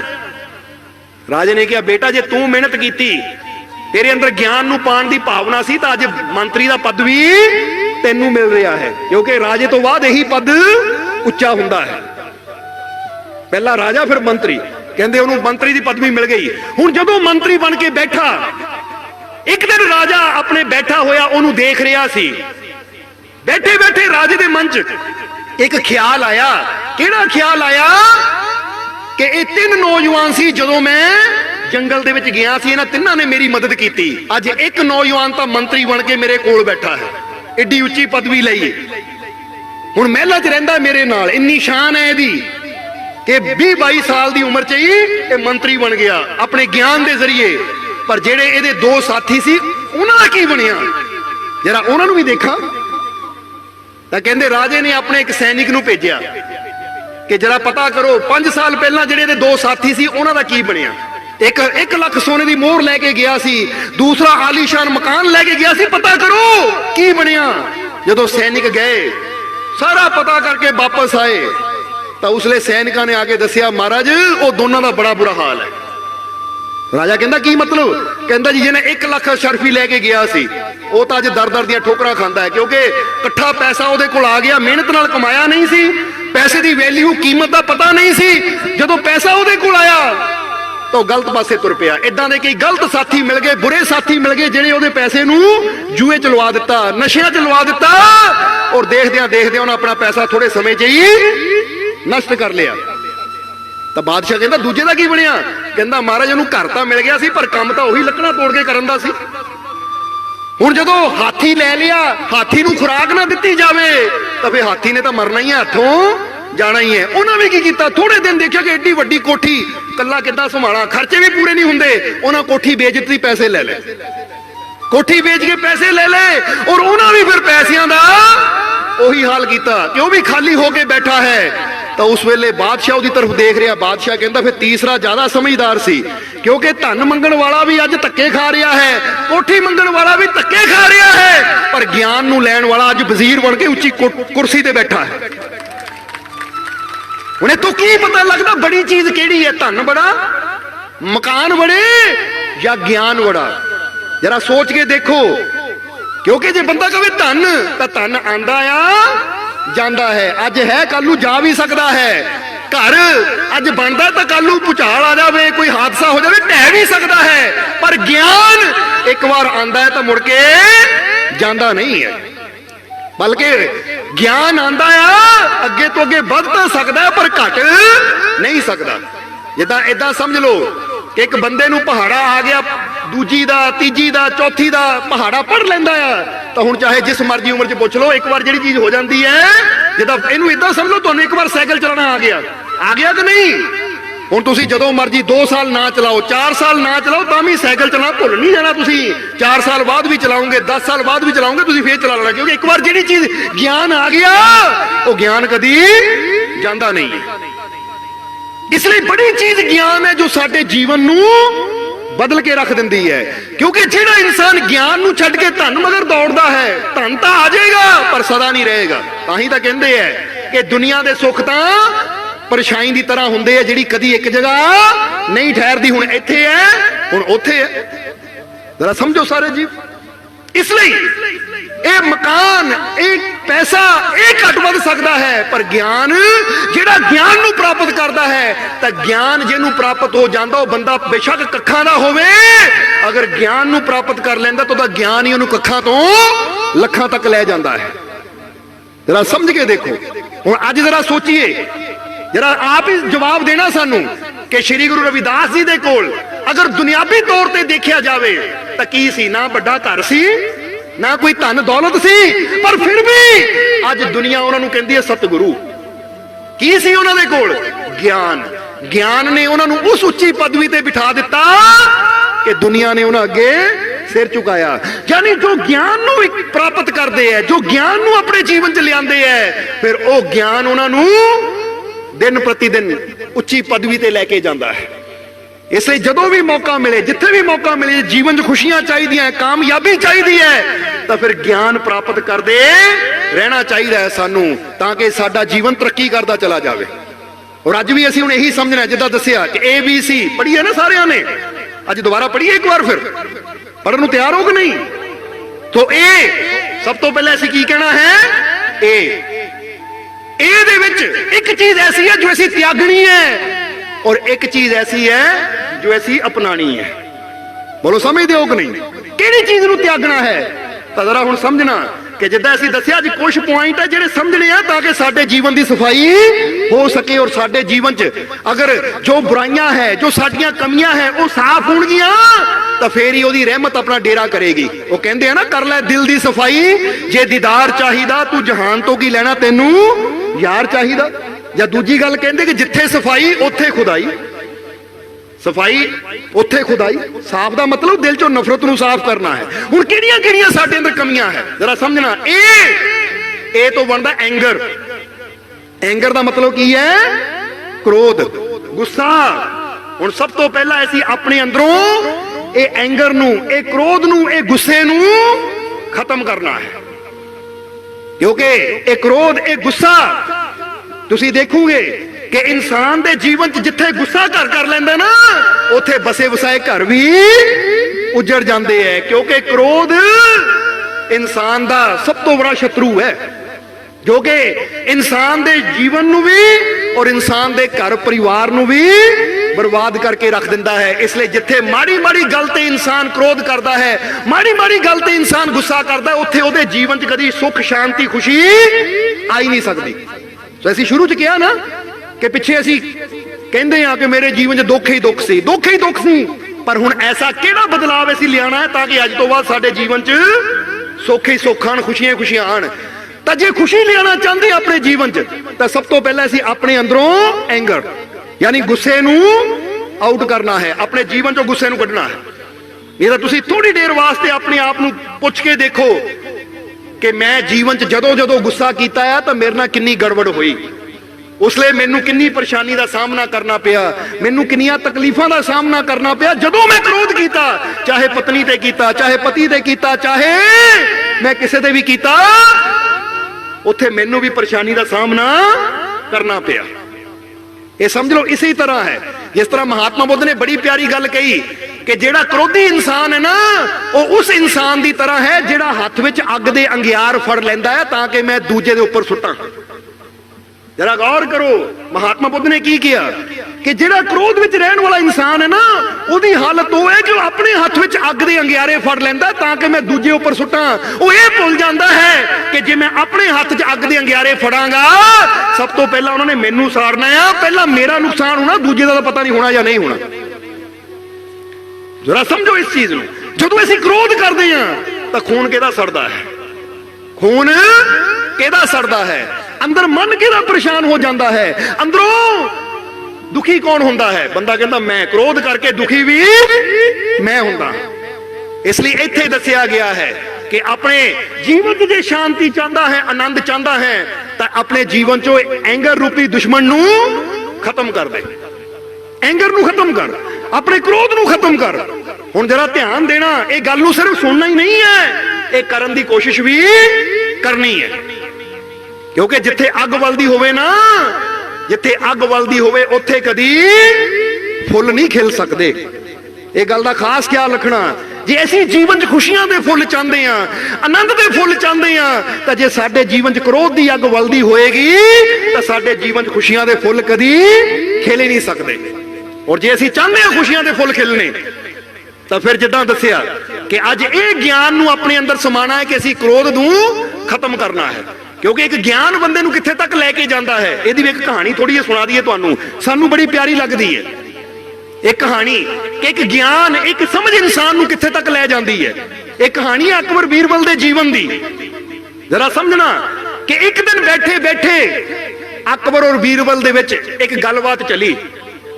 गलबात किहड़ी चली कि बीरबल पैसा बड़ा है या समझ बड़ी है।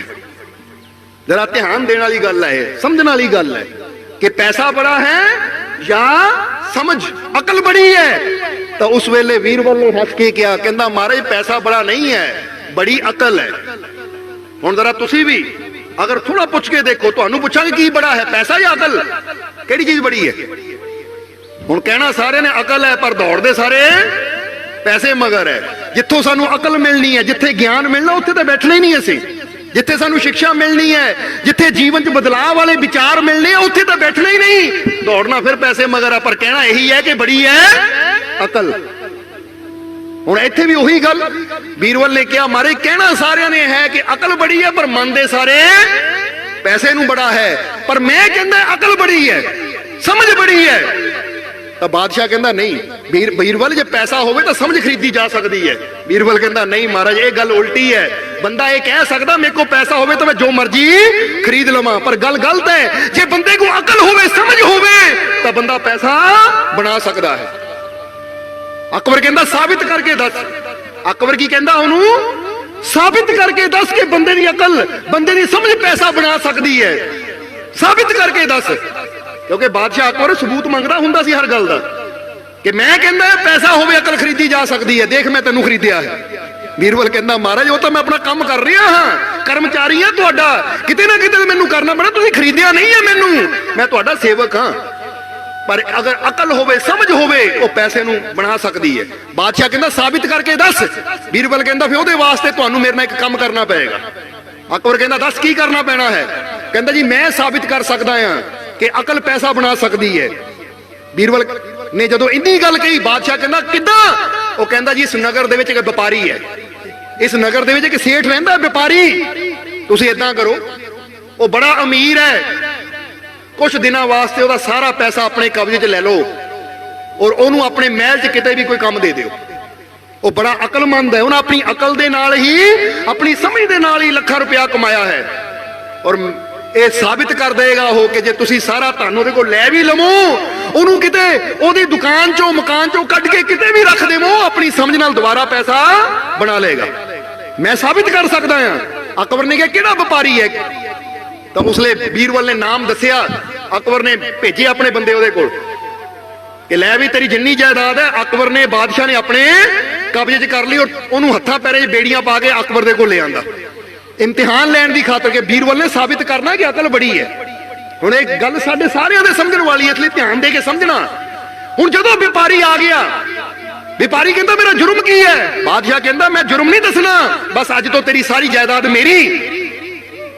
और बीरबल ने जिद्दां कहा कोई काम दे दिओ। तो उस वेले बीरबल ने जो कहा कि महाराज इहनूं कोई काम देना है, तो बादशाह ने कहा किहड़ा काम देवां इहनूं? तो बादशाह मन च इदां कर, मेरा घोड़ियां दा अस्तबल है जिथे हजारां ही घोड़े है, जा अज तो तू उत्थे लिद्द चुकनी है, घोड़ियां दी लिद्द साफ करनी है, घोड़ियां दी देख रेख करनी है। तो बादशाह ने कहा कि इदां दे काम लाया जिथों कमाई नहीं सकता है, इदां दी जगह लाया इहनूं मैं जिथों कमाई कर ही नहीं सकता। क्योंकि बीरबल कहता अपनी अकल नाल बंदा कमा लैंदा, जरा मैं भी देखा घोड़ियां दी लिद्द विचों किद्दां कमाएगा। अकबर ने उन्होंने कह दिता।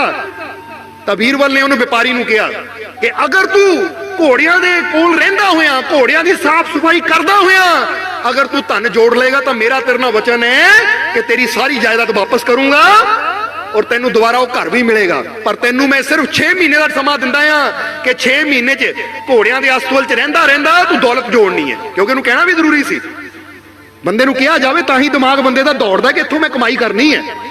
हुण ਉਹ व्यापारी ਉਹ सेठ चला गया अस्तबल विच। हुण देखो तो दिमाग ब्रेन काम कर रहा है। 1 महीना गुजरिया, 2 महीने गुजरे, 3 महीने गुजरे, 4 महीने गुजरे। तो कहंदे उन्हां बीरबल नूं सुनेहा भेजिया कि आ जाओ, जिन्ने तुसीं कहा सी 1 लाख सोने की मोहर मैं जोड़ लई है, आ जाओ। क्योंकि बीरबल ने टारगेट दिता सी कि इन्ने पैसे 6 महीने तू जोड़ने हैं। बीरबल हैरान रह गया, हाले तो 4 महीने होए, 2 महीने पहले ही। हुण बीरबल ने अकबर नूं दसिया, कहंदा महाराज आ जाओ, मैनूं सुनेहा मिलिया कि उस सेठ ने 1 लाख सोने की मोहर उत्थे जोड़ लई है, घोड़े के अस्तबल विच ही, घोड़े की लिद्द इकट्ठी करके ही। वो अकबर कहंदा ये किद्दां हो सकदा है? घोड़े की लिद्द नूं, घोड़े की गंदगी नूं साफ करदे आ, घोड़े की सफाई करदे आ, उत्थे किद्दां जोड़ सकदा है? चलो जाके देखिए। जदों गए तो वाकई उन्हें 1 लाख सोने की मोहर सामने रखी। कहंदा लो महाराज आ मेरे वालों, हुण मैनूं दिओ मेरा घर, मेरी जमीन, जिद्दां कि बीरबल जी ने कहा सी। अकबर कहंदा मैं तां कहा नहीं, बीरबल ने कहा सी। की कहा सी? उन्हें सारी गल दसी कि बीरबल ने कहा अगर 6 महीने 1 लाख सोने की मोहर जोड़ लेगा घोड़ियां दे कोल रहिंदियां, तो तेनू तेरी जायदाद, तेरा घर वापस मिलेगा। मैं जोड़ लई। वो बादशाह कहंदा चल दे तां मैं तेनू दऊं, पर यह तां दस जोड़ी किद्दां तू?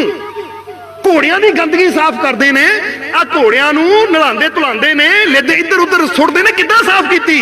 वो कहंदा महाराज रहन दो, ये मेरा ज्ञान है, मेरी समझ है। बादशाह कहंदा फिर भी मैनू तो पता लगे कि मैं तेनू उस काम ते लाया सी जिथों उम्मीद ही नहीं सी पैसा कमाण दी, तो उत्थे भी कमा लिया किद्दां? उन्हां कहा महाराज अपनी समझ है। पहली गल महाराज, आ जिहड़ा घोड़ियां दा अस्तबल दा तुसीं मालिक बनाया ना, मेन दरोगा, ये घोड़ियां दे दाणे च बड़ी हेरा फेरी करदा सी। मैं नजर रखी और मैनू कहता मैं बादशाह दा स्पैशल बंदा है। बीरबल तां अकबर ने मैनू स्पैशल इत्थे लाया देखण वास्ते ही। सो चुप करके जो तू कमांदा उह चों मैनू भी दे हिस्सा, नहीं तो फिर देख ले तेरी शिकायत बादशाह नूं कर दूं। डर गया, उन्हें हौली हौली अपने दाने पानी चों मैनू भी देना शुरू कर दिता। और दूजा मैं की कीता कि जिन्ने इत्थे नौकर है, इन्हां सारे नौकरां नूं कहा ओ भाई याद रखो मैं इत्थे तुहाडा हैड बन के आया हाँ, मैनू बादशाह ने तो बीरबल ने स्पैशल भेजिया है। आ सफाई तुसीं करनी है, सफाई तुसीं करनी है, तो हर हफ्ते मैनू पैसा भी देना है। जरा गौर कर, डर बंदे कोलों सब कुछ करवा लेंदा है।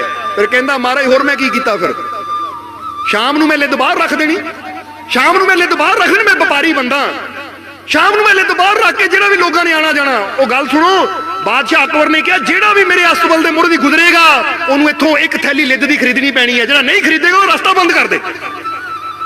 ਹੁਣ ਕਈਆਂ ਦੇ ਘਰ ਇੱਧਰ, ਕਈਆਂ ਦੀਆਂ ਦੁਕਾਨਾਂ ਇੱਧਰ। ਹੁਣ ਆਂਦੇ ਜਾਂਦੇ ਹੁਕਮ ਤਾਂ ਬਾਦਸ਼ਾਹ ਦਾ ਕੋਈ ਮੋੜ ਨਹੀਂ ਸਕਦਾ, ਸਾਰੇ ਮੇਰੇ ਕੋਲ ਲਿੱਦ ਖਰੀਦਣ ਲੱਗ ਪਏ। ਕਹਿੰਦਾ ਮਹਾਰਾਜ ਆਪਣੇ ਦਿਮਾਗ ਨਾਲ ਤੁਹਾਡਾ ਨਾਂ ਲੈ ਕੇ ਮੈਂ ਤਾਂ ਲਿੱਦ ਵੀ ਵੇਚ ਦਿੱਤੀ। ਉਹ ਅਕਬਰ ਕਹਿੰਦਾ ਏਦਾਂ ਦਾ ਚਤੁਰ ਬੰਦਾ, ਏਦਾਂ ਦਾ ਵਪਾਰੀ ਬੰਦਾ ਵਾਕਈ ਇੱਥੇ ਤੱਕ ਤਾਂ ਕੋਈ ਸੋਚ ਹੀ ਨਹੀਂ ਸਕਦਾ ਸੀ। ਤਾਂ ਹੀ ਇਹਨਾਂ 4 ਮਹੀਨਿਆਂ 'ਚ ਲੱਖ ਮੋਹਰ ਇਕੱਠੀ ਕਰ ਦਿੱਤੀ, ਕਿਉਂਕਿ ਮੇਰੇ ਤਾਂ ਹਜ਼ਾਰਾਂ ਹੀ ਘੋੜੇ ਐ। ਤਾਂ ਇਹ ਰੋਜ਼ ਲਿੱਦ ਵੇਚਦਾ ਰਿਹਾ। ਕਹਿੰਦਾ ਮਹਾਰਾਜ ਡਰ ਨਾਲ ਬੰਦਾ ਲੈਂਦਾ ਹੈ। ਉਹ ਅਕਬਰ ਕਹਿੰਦਾ ਚਲ ਠੀਕ ਹੈ, ਇੱਕ ਮੌਕਾ ਮੈਂ ਹੋਰ ਦੇਣਾ ਤੈਨੂੰ। ਪਹਿਲਾਂ ਤਾਂ ਬੀਰਬਲ ਨੇ ਕਿਹਾ ਸੀ, ਪਰ ਇੱਕ ਕੰਮ ਤੂੰ ਹੋਰ ਕਰਨਾ ਹੈ, ਫਿਰ ਮੈਂ ਤੈਨੂੰ ਘਰ ਵੀ ਦਊਂ ਔਰ ਆਪਣੀ ਤਰਫੋਂ ਇਨਾਮ ਵੀ ਦਊਂ। ਪਰ ਇੱਕ ਕੰਮ ਹੋਰ ਕਰਨਾ ਹੈ, ਉੱਥੇ ਵੀ ਤੈਨੂੰ 6 ਮਹੀਨਿਆਂ 'ਚ 2 ਲੱਖ ਜੋੜਨਾ ਪੈਣਾ ਹੈ। ਕਹਿੰਦਾ ਮਾਰੇ ਹੁਣ ਕਿਹੜਾ ਕੰਮ ਹੈ? ਤਾਂ ਅਕਬਰ ਨੇ ਉਹਦੀ ਡਿਊਟੀ ਲਾਤੀ ਸਮੁੰਦਰ ਦੇ ਕਿਨਾਰੇ ਆਣ ਜਾਣ ਵਾਲੇ ਜਹਾਜ਼ਾਂ ਤੇ ਨਜ਼ਰ ਰੱਖਣੀ। ਤੂੰ ਜਹਾਜ਼ ਹੀ ਗਿਣਨੇ, ਕਿੰਨੇ ਆਏ ਕਿੰਨੇ ਗਏ। ਬਾਦਸ਼ਾਹ ਕਹਿੰਦਾ ਇਹ ਗਿਣਤੀ ਕਰਨ ਵਿੱਚ ਤਾਂ ਪੈਸਾ ਕਮਾ ਨਹੀਂ ਸਕਦਾ, ਇਸ ਲਈ ਬਾਦਸ਼ਾਹ ਨੇ ਵਪਾਰੀ ਨੂੰ ਉੱਥੇ ਲਾ ਦਿੱਤਾ। ਤਾਂ ਵਪਾਰੀ ਨੇ ਇਹ ਵੀ ਕਹਿਤਾ ਇਸ ਵਾਰ 2 ਲੱਖ 6 ਮਹੀਨਿਆਂ 'ਚ। ਹੁਣ ਜਦੋਂ ਉੱਥੇ ਬੈਠੇ ਬੈਠੇ ਵਪਾਰੀ ਨੂੰ 3 ਮਹੀਨੇ ਹੋਏ ਸੀ, ਬਾਦਸ਼ਾਹ ਨੂੰ ਸੁਨੇਹਾ ਭੇਜਤਾ, ਕਹਿੰਦਾ ਮਹਾਰਾਜ ਆ ਜਾਓ 2 ਲੱਖ ਲੈ ਜਾਓ, ਤਾਂ ਮੇਰਾ ਮਕਾਨ ਔਰ ਮੇਰੀ ਜ਼ਮੀਨ ਮੈਨੂੰ ਵਾਪਸ ਕਰੋ। ਉਹ ਅਕਬਰ ਕਹਿੰਦਾ 3 ਮਹੀਨਿਆਂ 'ਚ 2 ਲੱਖ ਇਕੱਠੀ ਕਰ ਲਈ, ਉਹ ਕਿਸ ਤਰ੍ਹਾਂ? ਚਲੋ ਇਹਨੂੰ ਪੁੱਛੀਏ। ਜਦੋਂ ਕਹਿੰਦੇ ਵਪਾਰੀ ਨੂੰ ਪੁੱਛਿਆ, ਉਹ ਇੱਥੇ ਤੂੰ ਜਹਾਜ਼ਾਂ ਦੀ ਗਿਣਤੀ ਕਰਨ ਵਿੱਚ 2 ਲੱਖ ਕਿੱਦਾਂ ਕਮਾ ਲਿਆ? ਉਹ ਕਹਿੰਦਾ ਮਹਾਰਾਜ ਇਹਨੂੰ ਤਾਂ ਕਹਿੰਦੇ ਦਿਮਾਗ। ਇੱਥੇ ਬਹਿ ਗਿਆ ਮੈਂ ਔਰ ਮੈਂ ਸਾਰਿਆਂ ਨੂੰ ਦੱਸ ਦਿੱਤਾ, ਕਿਉਂਕਿ ਜਹਾਜ਼ ਬੜੇ ਆਉਂਦੇ ਸੀ ਬੜੇ ਜਾਂਦੇ ਸੀ। ਮੈਂ ਦੱਸਤਾ ਮੇਰੀ ਬਾਦਸ਼ਾਹ ਨੇ ਡਿਊਟੀ ਲਾਈ ਹੈ, ਮੇਰੇ ਤੋਂ ਬਿਨਾਂ ਪੁੱਛੇ ਕੋਈ ਜਹਾਜ਼ ਕਿਨਾਰੇ ਨਹੀਂ ਲੱਗ ਸਕਦਾ, ਤਾਂ ਕੋਈ ਇੱਥੋਂ ਉੱਧਰ ਨਹੀਂ ਜਾ ਸਕਦਾ। ਜਿਹਨੇ ਆਣਾ ਆ ਸਮਾਨ ਲਾਣਾ ਮੈਨੂੰ ਟੈਕਸ ਦੇਵੇ, ਔਰ ਜਿਹਨੇ ਇੱਥੋਂ ਜਾਣਾ ਬੰਦੇ ਲੈ ਕੇ ਉਹਦਾ ਵੀ ਮੈਨੂੰ ਟੈਕਸ ਦੇਵੇ। ਮੈਂ ਤਾਂ ਜਹਾਜ਼ਾਂ ਵਾਲਿਆਂ ਕੋਲ ਟੈਕਸ ਲੈ ਲੈ ਕੇ, ਜਾਣ ਵਾਲੀਆਂ ਸਵਾਰੀਆਂ ਕੋਲ ਟੈਕਸ ਲੈ ਲੈ ਕੇ ਆ 3 ਮਹੀਨੇ ਜਿੰਨਾ ਇਕੱਠਾ ਕਰ ਲਿਆ ਮੈਂ। ਇਹ ਸ਼ਾਇਦ ਉਦੋਂ ਤੋਂ ਹੀ ਸਰਕਾਰ ਦੇ ਦਿਮਾਗ 'ਚ ਆਈ, ਬਾਦਸ਼ਾਹ ਅਕਬਰ ਦੇ ਦਿਮਾਗ 'ਚ ਆਈ, ਉਹ ਟੈਕਸ ਨਾਲ ਇੰਨਾ ਪੈਸਾ ਕਮਾਇਆ ਜਾ ਸਕਦਾ ਹੈ। ਤਾਂ ਅਕਬਰ ਕਹਿੰਦਾ ਅੱਜ ਤੋਂ ਪੱਕਾ ਹੀ ਟੈਕਸ ਲਾ ਦਿਓ ਫਿਰ। ਔਰ ਸ਼ਾਇਦ ਉਦੋਂ ਤੋਂ ਹੀ ਇਹ ਟੈਕਸ ਚੱਲਦੇ ਪਏ ਆ, ਜਿਹੜਾ ਆਪਾਂ ਦੇਖਦੇ ਰੋਡ ਟੈਕਸ ਹੋ ਗਿਆ, ਇੱਧਰੋਂ ਬੰਦਰਗਾਹ ਤੇ ਆਉਣ ਦਾ ਟੈਕਸ, ਜਾਣ ਦਾ ਟੈਕਸ, 에ਅਰਪੋਰਟ ਦੇ ਵਿੱਚ ਅਸੀਂ ਆਉਂਦੇ ਆ ਜਾਂਦੇ ਆ ਉਹਦਾ ਟੈਕਸ। ਇਹ ਚਲਾਕੀ ਤੋਂ ਸੇਠ ਹੀ ਦੱਸ ਗਿਆ ਬਾਦਸ਼ਾਹਾਂ ਨੂੰ, ਔਰ ਅੱਜ ਉਹਦਾ ਲਾਭ ਸਾਰੇ ਲੈ ਰਹੇ ਹੈ। ਸੋ ਉਸ ਵੇਲੇ ਬਾਦਸ਼ਾਹ ਨੇ ਹੱਥ ਜੋੜਦੇ ਕਹਿੰਦੇ ਵੀਰਬਲ ਵਾਕਈ ਤੂੰ ਸੱਚ ਕਿਹਾ ਸੀ ਕਿ ਅਗਰ ਅਕਲਮੰਦ ਹੈ ਬੰਦਾ, ਗਿਆਨਵਾਨ ਹੈ, ਤਾਂ ਗਿਆਨਵਾਨ ਬੰਦਾ ਜੀਵਨ 'ਚ ਸਭ ਕੁਝ ਹਾਸਲ ਕਰ ਸਕਦਾ ਹੈ। ਇਸ ਲਈ ਤੁਸੀਂ ਵੀ ਗਿਆਨਵਾਨ ਬਣੋ ਤਾਂ ਕਿ ਸਾਨੂੰ ਗਿਆਨ ਮਿਲੇ। ਤਾਂ ਜਿੰਨਾ ਸਾਡਾ ਗਿਆਨ ਵੱਧਦਾ ਸਾਡਾ ਰੁਤਬਾ ਵੀ ਉਨਾ ਹੀ ਵੱਧ ਜਾਂਦਾ ਹੈ। ਸੋ ਆਓ ਹੁਣ ਸਮਾਂ ਕਾਫੀ ਹੋ ਰਿਹਾ, ਆਖਰਲੇ ਬਚਨਾਂ ਦੀ ਥੋੜਾ ਚਲੀਏ ਔਰ ਫਟਾਫਟ ਅਸੀਂ ਸਮਝਾ ਦਈਏ ABC। ਵੈਸੇ ਤੈਨੂੰ ਭਾਵੇਂ Z ਤੱਕ ਲੈ ਜਾਈਏ, ਪਰ ਅੱਜ Z ਤੱਕ ਜਾਣ ਦਾ ਟਾਈਮ ਨਹੀਂ ਹੈ। ਸੋ A ਤੋਂ ਅਸੀਂ ਆਪਣੇ ਅੰਦਰੋਂ ਕੀ ਖਤਮ ਕਰਨਾ ਹੈ? ਐਂਗਰ। ਕਿਉਂਕਿ ਜਿੱਥੇ ਗੁੱਸਾ ਹੁੰਦਾ ਹੈ ਉੱਥੇ ਕਹਿੰਦੇ ਕ੍ਰੋਧ ਨੂੰ ਰਾਖਸ਼ ਕਿਹਾ ਗਿਆ ਹੈ। ਕ੍ਰੋਧ ਨੂੰ ਕੀ ਕਿਹਾ ਗਿਆ ਹੈ? ਰਾਖਸ਼।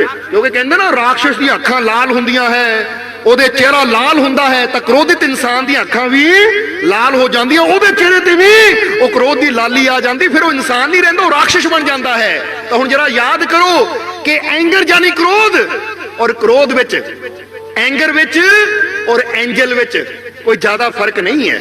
ਐਂਜਲ ਕਿਹਨੂੰ ਕਹਿੰਦੇ ਆ? ਫਰਿਸ਼ਤੇ ਨੂੰ। ਐਂਜਲ ਦਾ ਮਤਲਬ ਹੁੰਦਾ ਦੇਵਤਾ, ਫਰਿਸ਼ਤਾ। ਅਗਰ ਆਪਣੇ ਕ੍ਰੋਧ ਨੂੰ ਅਸੀਂ ਖਤਮ ਕਰ ਦੇਵਾਂਗੇ ਤਾਂ ਅਸੀਂ ਕੀ ਬਣ ਜਾਵਾਂਗੇ? ਇਹ ਜੀਵਨ 'ਚ ਐਂਜਲ, ਪਰਮਾਤਮਾ ਦੇ ਭੇਜੇ ਹੋਏ ਫਰਿਸ਼ਤੇ।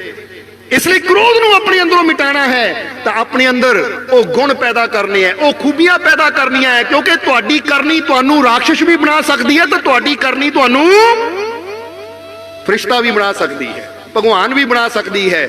ਇਸ ਲਈ ਉਸ ਤਰ੍ਹਾਂ ਦੀ ਕਰਨੀ ਹੈ ਅਸੀਂ।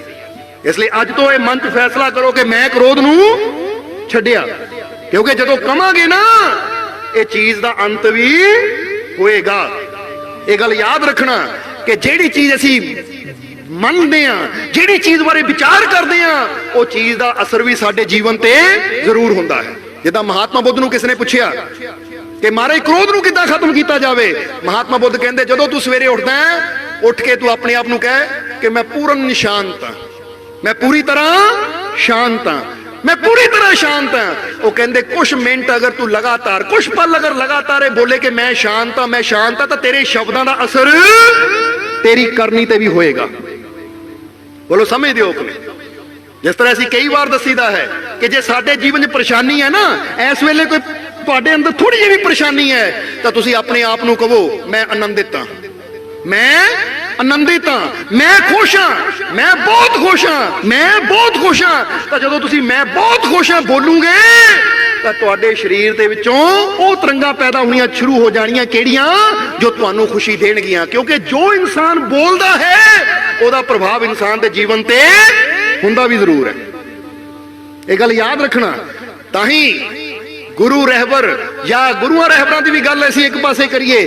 ਅਸੀਂ ਅੱਜ ਦੇਖੀਏ ਕਿ ਕਿਤੇ ਵੀ ਜੇ ਕੋਈ ਪੁਲਿਸ ਅਫਸਰ ਬਣਦਾ ਹੈ, ਕੋਈ ਬੜਾ ਅਫਸਰ ਬਣਦਾ, ਤਾਂ ਉਹਨੂੰ ਵੀ ਬੋਲ ਕੇ ਸ਼ਬਦ ਦਿੱਤੀ ਜਾਂਦੀ ਹੈ ਕਿ ਮੈਂ ਵਫਾਦਾਰ ਰਹਿਣਾ, ਮੈਂ ਇਦਾਂ ਕਰਨਾ। ਕਹਿੰਦੇ ਕਿਉਂ? ਕਿਉਂਕਿ ਜਦੋਂ ਬੋਲਦੇ ਆ ਤਾਂ ਉਹਦਾ ਪ੍ਰਭਾਵ ਇਨਸਾਨ ਦੇ ਜੀਵਨ ਤੇ ਪੈਂਦਾ ਹੈ। ਇਹ ਗੱਲ ਹਮੇਸ਼ਾ ਯਾਦ ਰੱਖਣਾ। ਜਿੱਦਾਂ ਚਾਰਲੀ ਚੈਪਲਨ ਨੂੰ ਕਿਸੇ ਨੇ ਪੁੱਛਿਆ, ਚਾਰਲੀ ਚੈਪਲਨ ਬਾਰੇ ਸੁਣਿਆ ਕਿ ਨਹੀਂ ਤੁਸੀਂ? ਇੱਕ ਹਾਸੇ ਕਲਾਕਾਰ ਹੈ ਜੋ ਸਭ ਨੂੰ ਬੜਾ ਹਸਾਉਂਦਾ ਹੈ। ਕਿ ਉਹਨੂੰ ਕਿਸੇ ਨੇ ਇੰਟਰਵਿਊ ਵਾਲੇ ਨੇ ਪੁੱਛਿਆ ਕਿ ਵੀ ਤੂੰ ਸਦਾ ਖੁਸ਼ ਰਹਿੰਦਾ ਹੈ, ਦੂਜਿਆਂ ਨੂੰ ਵੀ ਖੁਸ਼ ਰੱਖਦਾ ਹੈ, ਉਹ ਕਿਸ ਤਰ੍ਹਾਂ? ਤਾਂ ਉਹਨੇ ਚੈਪਲਨ ਨੇ ਕਿਹਾ, ਜਦੋਂ ਮੈਂ ਸਵੇਰੇ ਉੱਠਦਾ ਮੇਰੇ ਕੋਲ ਦੋ ਵਿਕਲਪ ਹੁੰਦੇ ਆ, ਯਾਨੀ ਦੋ ਰਸਤੇ ਹੁੰਦੇ ਆ, ਦੋ ਆਪਸ਼ਨਾਂ ਹੁੰਦੀਆਂ ਹੈ। ਵਿਕਲਪ ਯਾਨੀ ਦੋ ਆਪਸ਼ਨਾਂ।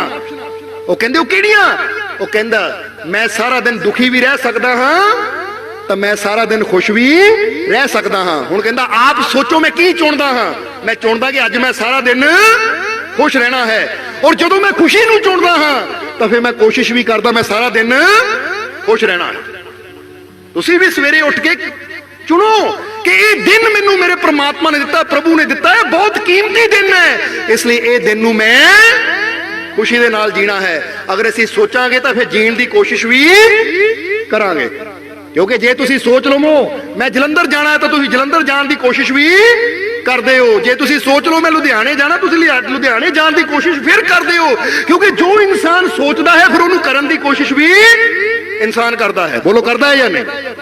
ਇਸ ਲਈ ਅੱਜ ਸੋਚੋ ਕਿ ਮੈਂ ਆਪਣੇ ਮਾਲਿਕ ਦਾ ਸਿਮਰਨ ਕਰਨਾ ਹੈ, ਆਪਣੇ ਪ੍ਰਮਾਤਮਾ ਦੇ ਨਾਲ ਜੁੜਨਾ ਹੈ, ਮੈਂ ਸਦਾ ਖੁਸ਼ ਰਹਿਣਾ ਹੈ। ਤਾਂ ਜਦੋਂ ਤੁਸੀਂ ਬੋਲੋਗੇ ਤਾਂ ਫਿਰ ਤੁਹਾਡੇ ਜੀਵਨ 'ਚ ਉਹ ਪ੍ਰਭਾਵ ਪਏਗਾ, ਕਰਨ ਦੀ ਕੋਸ਼ਿਸ਼ ਵੀ ਤੁਸੀਂ ਕਰੋਗੇ। ਇਸ ਲਈ ਚੁਣੋ ਕਿ ਮੈਂ ਜੀਵਨ 'ਚ ਆਨੰਦਿਤ ਰਹਿਣਾ ਹੈ। ਇਸ ਲਈ ਐਂਗਰ ਤੋਂ ਸਮਝ ਲਿਆ, ਏ ਤੋਂ ਐਂਗਰ ਨੂੰ ਛੱਡਣਾ ਹੈ, ਔਰ ਬੀ ਤੋਂ ਜਰਾ ਗੌਰ ਕਰਨਾ। ਬੀ ਤੋਂ ਕਹਿੰਦੇ ਹੈ ਬਲੇਮ, ਔਰ ਬਲੇਮ ਦਾ ਮਤਲਬ ਕੀ ਹੁੰਦਾ? ਦੂਜੇ ਨੂੰ ਦੋਸ਼ ਦੇਣਾ। ਕਿ ਦੋਸ਼ ਦੇਣਾ ਬੰਦ ਕਰ, ਕਿ ਆਪਣੇ ਅੰਦਰੋਂ ਬਲੇਮ ਦੀ ਆਦਤ, ਦੋਸ਼ ਦੇਣ ਦੀ ਆਦਤ ਵੀ ਖਤਮ ਕਰ ਦੇ। ਕਿਉਂਕਿ ਦੇਖਿਆ ਹੈ ਕਿ ਬੰਦਾ ਜ਼ਿਆਦਾਤਰ ਦੂਜੇ ਨੂੰ ਹੀ ਦੋਸ਼ ਦੇਣ 'ਚ ਲੱਗਾ ਰਹਿੰਦਾ ਹੈ। ਅਗਰ ਮੈਂ ਕਾਮਯਾਬ ਨਹੀਂ ਹਾਂ ਤਾਂ ਉਹਦੀ ਵਜ੍ਹਾ ਨਾਲ, ਅਗਰ ਮੈਂ ਦੁਖੀ ਹਾਂ ਤਾਂ ਉਹਦੀ ਵਜ੍ਹਾ ਨਾਲ, ਅਗਰ ਮੈਂ ਪਰੇਸ਼ਾਨ ਹਾਂ ਤਾਂ ਉਹਦੀ ਵਜ੍ਹਾ ਨਾਲ। ਜਦ ਤੱਕ ਅਸੀਂ ਦੂਜੇ ਨੂੰ ਦੋਸ਼ ਦਿੰਦੇ ਰਵਾਂਗੇ ਅਸੀਂ ਆਪਣੇ ਜੀਵਨ 'ਚ ਸੁਧਾਰ ਕਦੀ ਕਰਾਂਗੇ ਹੀ ਨਾ। ਇਹਨੂੰ ਇਦਾਂ ਹੀ ਸਮਝ ਲਓ ਕਿ ਇੱਕ ਬੱਚਾ ਟੀਵੀ ਦੇਖਦਾ ਹੈ, ਇੱਕ ਬੱਚਾ ਟੀਵੀ ਦੇਖਦਾ ਹੈ, ਉਹ ਮੋਬਾਈਲ ਤੇ ਲੱਗਾ ਹੋਇਆ ਹੈ, ਉਹਦੇ ਪੇਪਰ ਹੁੰਦੇ ਆ, ਫੇਲ ਹੋ ਜਾਂਦਾ ਹੈ, ਉਹ ਦੋਸ਼ ਦਿੰਦਾ ਕਿ ਟੀਚਰ ਨਹੀਂ ਚੰਗਾ, ਉਹਨਾਂ ਮੈਨੂੰ ਨੰਬਰ ਨਹੀਂ ਦਿੱਤੇ। ਉਹ ਦੋਸ਼ ਟੀਚਰ ਨੂੰ ਦਿੰਦਾ ਹੈ। ਤਾਂ ਜੇ ਹੁਣ ਦੋਸ਼ ਟੀਚਰ ਨੂੰ ਦਿੰਦਾ ਰਹੇਗਾ ਤਾਂ ਕਦੀ ਪਾਸ ਹੋ ਹੀ ਨਹੀਂ ਸਕਦਾ। ਜੇ ਉਹ ਸੋਚੇ ਟੀਚਰ ਦਾ ਦੋਸ਼ ਨਹੀਂ ਹੈ, ਦੋਸ਼ ਮੇਰਾ ਹੈ, ਕਿਉਂਕਿ ਮੈਂ ਹੀ ਮਿਹਨਤ ਨਹੀਂ ਕੀਤੀ, ਮੈਂ ਹੀ ਨਹੀਂ ਪੜ੍ਹਿਆ, ਟੀਚਰ ਨੇ ਤੇ ਮੇਰੇ ਕਰਨੀ ਦੇ ਹਿਸਾਬ ਨਾਲ ਨੰਬਰ ਦੇਣੇ ਆ। ਇਸ ਲਈ ਜੀਵਨ ਦੇ ਵਿੱਚ ਇਨਸਾਨ ਉਦੋਂ ਕਦੇ ਵੀ ਕਾਮਯਾਬ ਨਹੀਂ ਹੋ ਸਕਦਾ ਜਦੋਂ ਤੱਕ ਉਹ ਦੋਸ਼ ਦੂਜਿਆਂ ਨੂੰ ਦਿੰਦਾ ਰਹੇਗਾ। ਇਸ ਕਰਕੇ ਦੋਸ਼ ਦੇਣਾ ਵੀ ਬੰਦ ਕਰੋ। ਜਰਾ ਧਿਆਨ ਦੇਣ ਵਾਲੀ ਗੱਲ ਹੈ। ਅੱਜ ਇੱਕ ਸੱਸ ਦੋਸ਼ ਦਿੰਦੀ ਕਿ ਮੇਰੀ ਨੂੰਹ ਚੰਗੀ ਹੈ ਨਹੀਂ, ਇੱਕ ਪੁੱਤਰ ਦੋਸ਼ ਦਿੰਦਾ ਮੇਰਾ ਪਿਤਾ ਚੰਗਾ ਹੈ ਨਹੀਂ। ਤੇ ਅਸੀਂ ਕਹਿੰਦੇ ਕਿ ਪਿਤਾ ਨੂੰ ਦੋਸ਼ ਨਾ ਦੋ ਕਿ ਪਿਤਾ ਚੰਗਾ ਹੈ ਨਹੀਂ, ਤੂੰ ਆਪ ਚੰਗਾ ਪੁੱਤਰ ਬਣਨ ਦੀ ਕੋਸ਼ਿਸ਼ ਕਰ। ਨੂੰਹ ਨੂੰ ਦੋਸ਼ ਨਾ ਦੇ ਕਿ ਮੇਰੀ ਨੂੰਹ ਚੰਗੀ ਹੈ ਨਹੀਂ, ਤੂੰ ਆਪ ਚੰਗੀ ਸੱਸ ਬਣਨ ਦੀ ਕੋਸ਼ਿਸ਼ ਕਰ। ਸੱਸ ਨੂੰ ਦੋਸ਼ ਨਾ ਦੇ ਕਿ ਮੇਰੀ ਸੱਸ ਚੰਗੀ ਹੈ ਨਹੀਂ, ਆਪ ਅੱਛੀ ਨੂੰਹ ਬਣਨ ਦੀ ਕੋਸ਼ਿਸ਼ ਕਰ। ਤੂੰ ਦੂਜੇ ਨੂੰ ਦੋਸ਼ ਨਾ ਦੇ ਕਿ ਦੂਜਾ ਮਾੜਾ ਹੈ, ਤੂੰ ਆਪਣੇ ਆਪ ਨੂੰ ਅੱਛਾ ਬਣਾਉਣ ਦੀ ਕੋਸ਼ਿਸ਼ ਕਰ। ਕਿਉਂਕਿ ਜਦੋਂ ਇਨਸਾਨ ਖੁਦ ਅੱਛਾ ਬਣੇਗਾ ਤਾਂ ਫਿਰ ਉਹਦੇ ਜੀਵਨ 'ਚ ਪਿਆਰ ਆਏਗਾ, ਖੁਸ਼ੀਆਂ ਆਣਗੀਆਂ।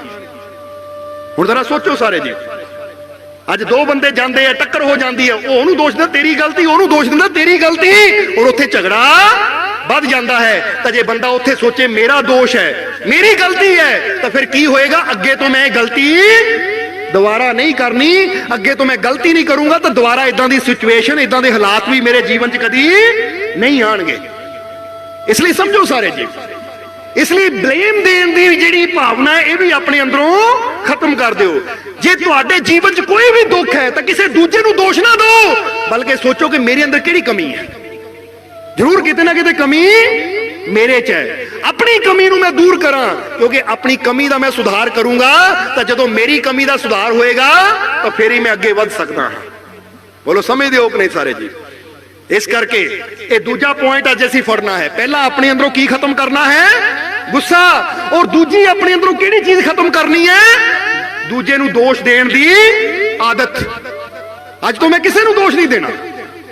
अगर जरा ध्यान देना, चाहे परिवार होवे, फैमिली होवे, तो इत्थे ये भी गल तुहानूं कहनी चाहांगे कि परिवारां वास्ते, क्योंकि परिवारां 'च प्रेम होएगा तो फिर ही समाज विच प्रेम होएगा। जे पति पत्नी, बाप बेटे, मां धी जे लड़ाई होएगी तो फिर समाज 'च शांति कदी हो ही नहीं सकती। इस करके एक गल हमेशा याद रखो कि ये गल मां बाप, सस सोहरा, ਧੀਆਂ पुत्र सारे ये गल नूं समझ लैण कि घर दे विच जदों भी कोई अच्छा कर्म करदा ना, चाहे कोई भी, ओदी तारीफ जरूर करो। बोलो समझदे हो कि नहीं? जे पत्नी खाना बनाती है ओदी तारीफ करो, बहुत अच्छा खाना बनाया। जे पति कोई चीज करता है तारीफ करो तो बहुत अच्छा कीता है, क्योंकि जदों कोई काम कीते ते ओदी तारीफ कीती जावे तो वो प्यार वधदा है, तो अगे तो इंसान कोशिश करदा मैं होर भी अच्छा करा। बोलो समझदे हो कि नहीं? अज असीं तारीफ नहीं करते, शाबाश किसी नूं नहीं दिंदे, पर जे माड़िया नमक घट हो जावे दाल विच तां झगड़ा असीं बड़ी जोर जोर नाल करदे, हो पूरा महल्ला सुने। फिर जरा समझना सारे जी, अज हुंदा की है ये गल याद रखियो। आदत समझो इंसान दी कि हर इंसान चाहता है कि दूजा मेरी तारीफ करे। बोलो चाहते हो कि नहीं?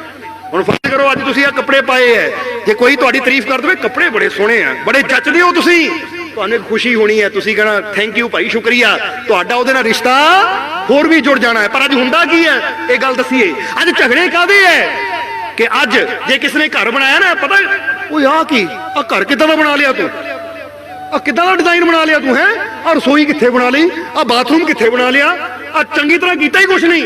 अगला बेचारा बैंकों तो कर्जा चक के खून पसीना एक करके उन्हें घर बनाया, तो असीं उहदे नुक्स कड्ढने शुरू कर दिते। अगली बार नूं बंदे ने कहना इदां दा बंदा मेरे घर कदी आवे ना, मैं मेहनत करदा मर गया, नुक्स कड्ढण लगा है। बल्कि उल्टा उन्होंने एप्रीशिएट करो, वाह भी वाह घर बहुत सुंदर बनाया। अच्छा किन्ने मरले च है? 5 मरले च? ओहो हो इन्ना शानदार बनाया, मैंने तो देखण 10 मरले च लगदा सी। अगला देखो कितना खुश होया उन्होंने, है इन्नी तारीफ। जे तुसीं कोई कुत्ता भी लैके तुरे ना, कदी अजमा के देख लियो, तुहाडे नाल कोई कुत्ता जा रहा है, यानी तुसीं लैके तुरे हो, या किसी का कोई आदमी है जिहड़ा कुत्ते नूं लैके जा रहा है, एक बार रोक के उन्हें इन्ना कह दिओ, वो तेरा कुत्ता बड़ा शानदार है, बड़ा सुंदर है, मैनूं बड़ा अच्छा लगा।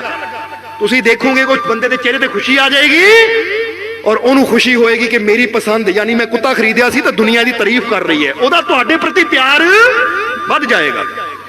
जदों कोई कपड़ा पा के तुहाडे सामने आंदा, तुसीं की कहंदे हो, आ किदां दे कपड़े पा ले, आ रंग ते जचिया नहीं। वो अगले ने इन्नी मेहनत की, कपड़ा पसंद किया, टेलर को जाके अपना नाप दे के समाया, वो इन्नी मेहनत करता रह गया, तू 1 सेकंड च कहता की बकवास है, पसंद नहीं आया। तो हुण उहदे मन च तुहाडी की छवि बननी है? ਉਹਦਾ ਦਿਲ ਕਦੀ ਤੁਹਾਡੇ ਨਾਲ ਜੁੜੇਗਾ? ਉਹਨਾਂ ਕਹਣਾ ਨਹੀਂ ਇਹਨੂੰ ਤਾਂ ਮੇਰੀ ਚੀਜ਼ ਕੋਈ ਪਸੰਦ ਆਂਦੀ ਨਹੀਂ ਹੈ, ਤੂੰ ਹਟ ਪਿੱਛੇ, ਤੂੰ ਹੈ ਹੀ ਗੰਦਾ ਬੰਦਾ।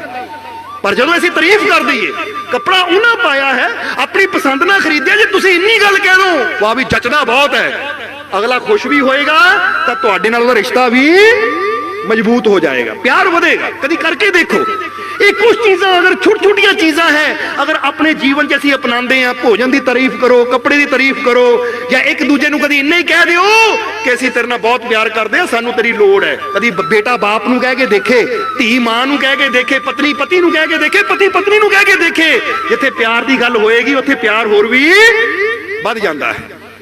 सो अपने जीवन च प्यार लियावांगे तो फिर ही पूरे समाज विच प्यार दी वो जोत जगमगाएगी। इसलिए इत्थे बी तो ब्लेम देना बंद करिए, किसी का दोष कढ़ना बंद करिए, और जब भी कोई जीवन च दुख आवे, परेशानी आवे, तो सोचो कि मेरे चो कमी केड़ी है, मेरे च कमी केड़ी है, अपनी कमी नूं दूर करिए। अपनी कमियां नूं दूर करन दे नाल ही साडे जीवन दा सुधार होएगा।